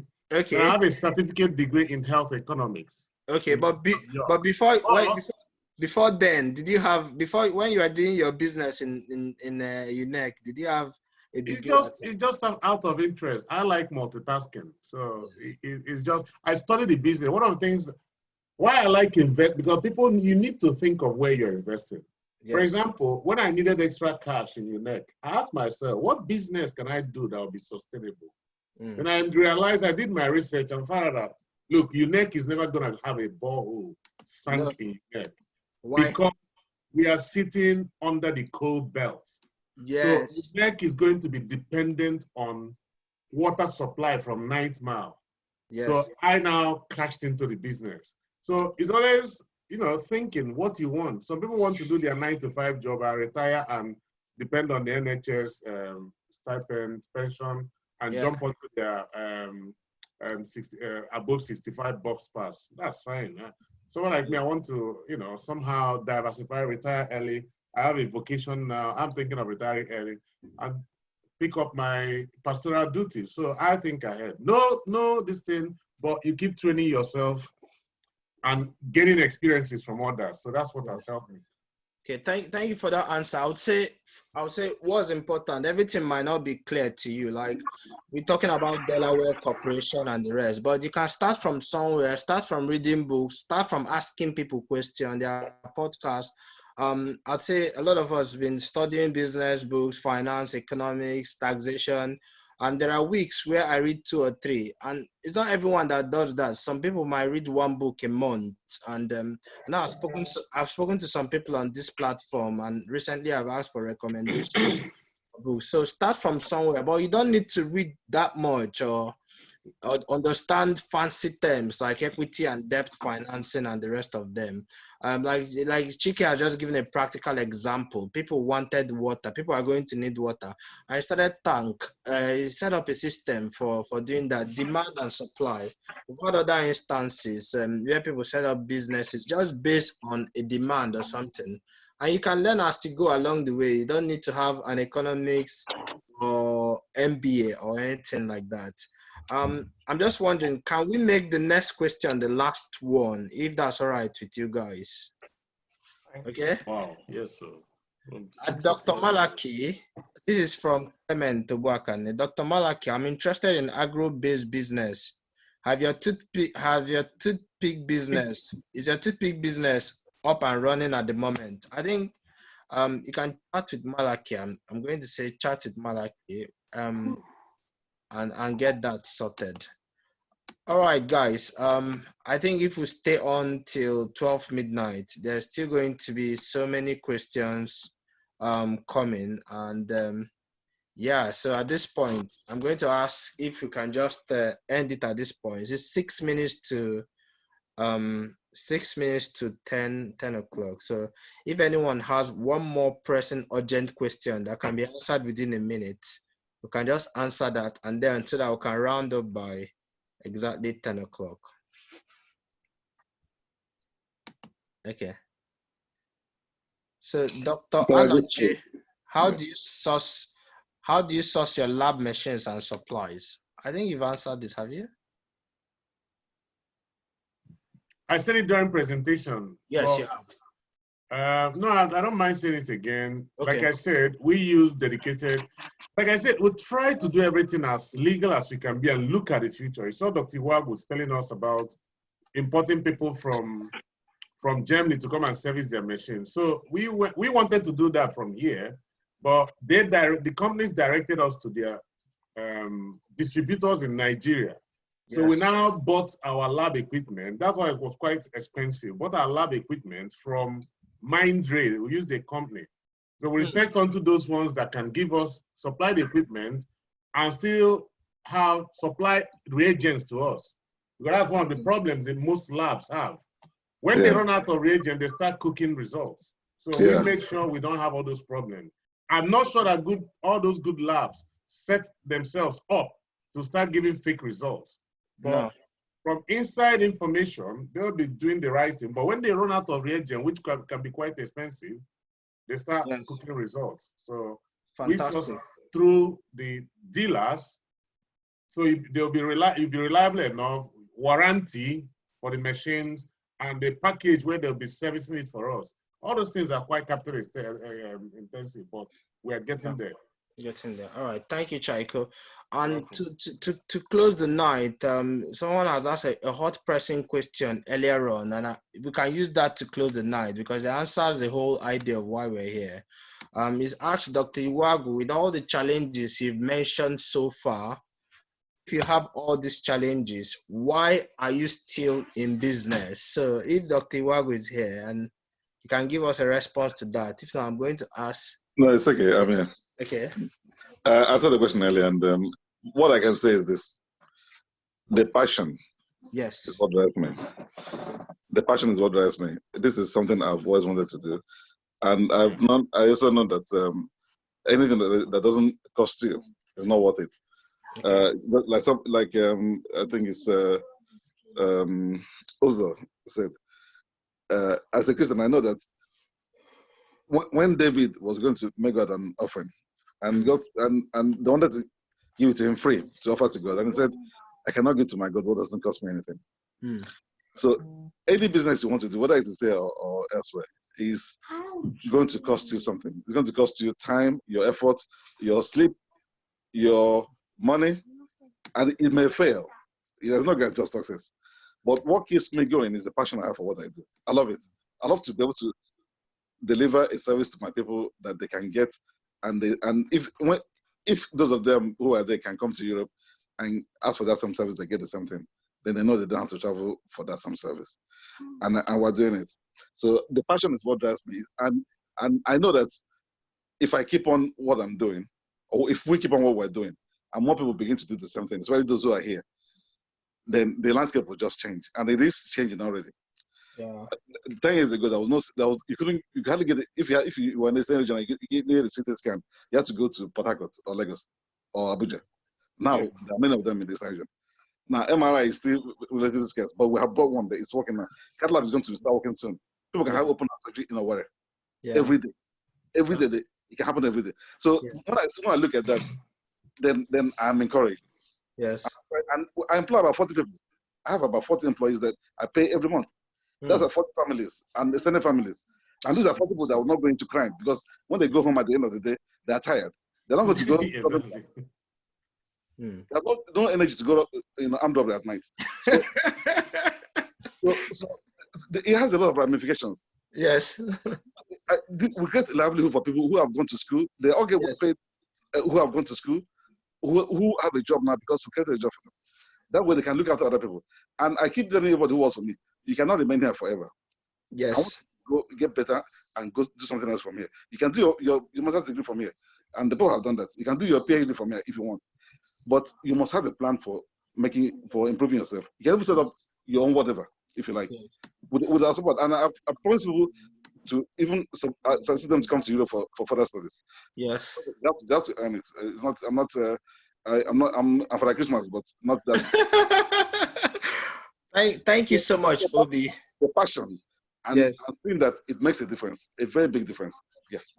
The passion is the main difference. It's not so much about money, because anyone can make money through other means. Yeah. But the passion, I'm sure that is what drives all of us, even much more so the 35 last men and women standing. So ladies and gentlemen, I want to thank you for your massive contributions, the questions you've asked, your presentations, Chike, Chidi, Obi, and Malaki, my co-host, Ore and Linus, and I can see Anela is still around, Kenneth from Germany, we've got Clement, Donald Ike, I can't mention everyone, King E, thank you for the thumbs up, and Joseph Chuku, Imo, and the rest of you, Franklin Elazo, Pascal Hale, Hichi, Kanwara Oli, and Nancy. Yeah, that Nancy is my sweetheart. So I want to thank you so much. Yes, Chidi Knight. I want to thank you so much for making it an amazing evening. And especially all our senior colleagues.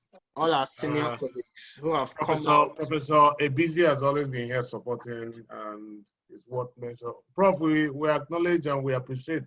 Thank you so much, Prof. We always need that extra guiding wisdom. Prof is on mute. Yeah. Okay. Thank you, Prof, so much. Thank you very much, everybody. All right. Thank you. All right. So I think it's a good place to end the night. Bye-bye. Yeah. Bye, everybody. God bless everyone. Bye. Bye, everybody. Bye-bye. That was a great one. Bye. Cheers. Bye.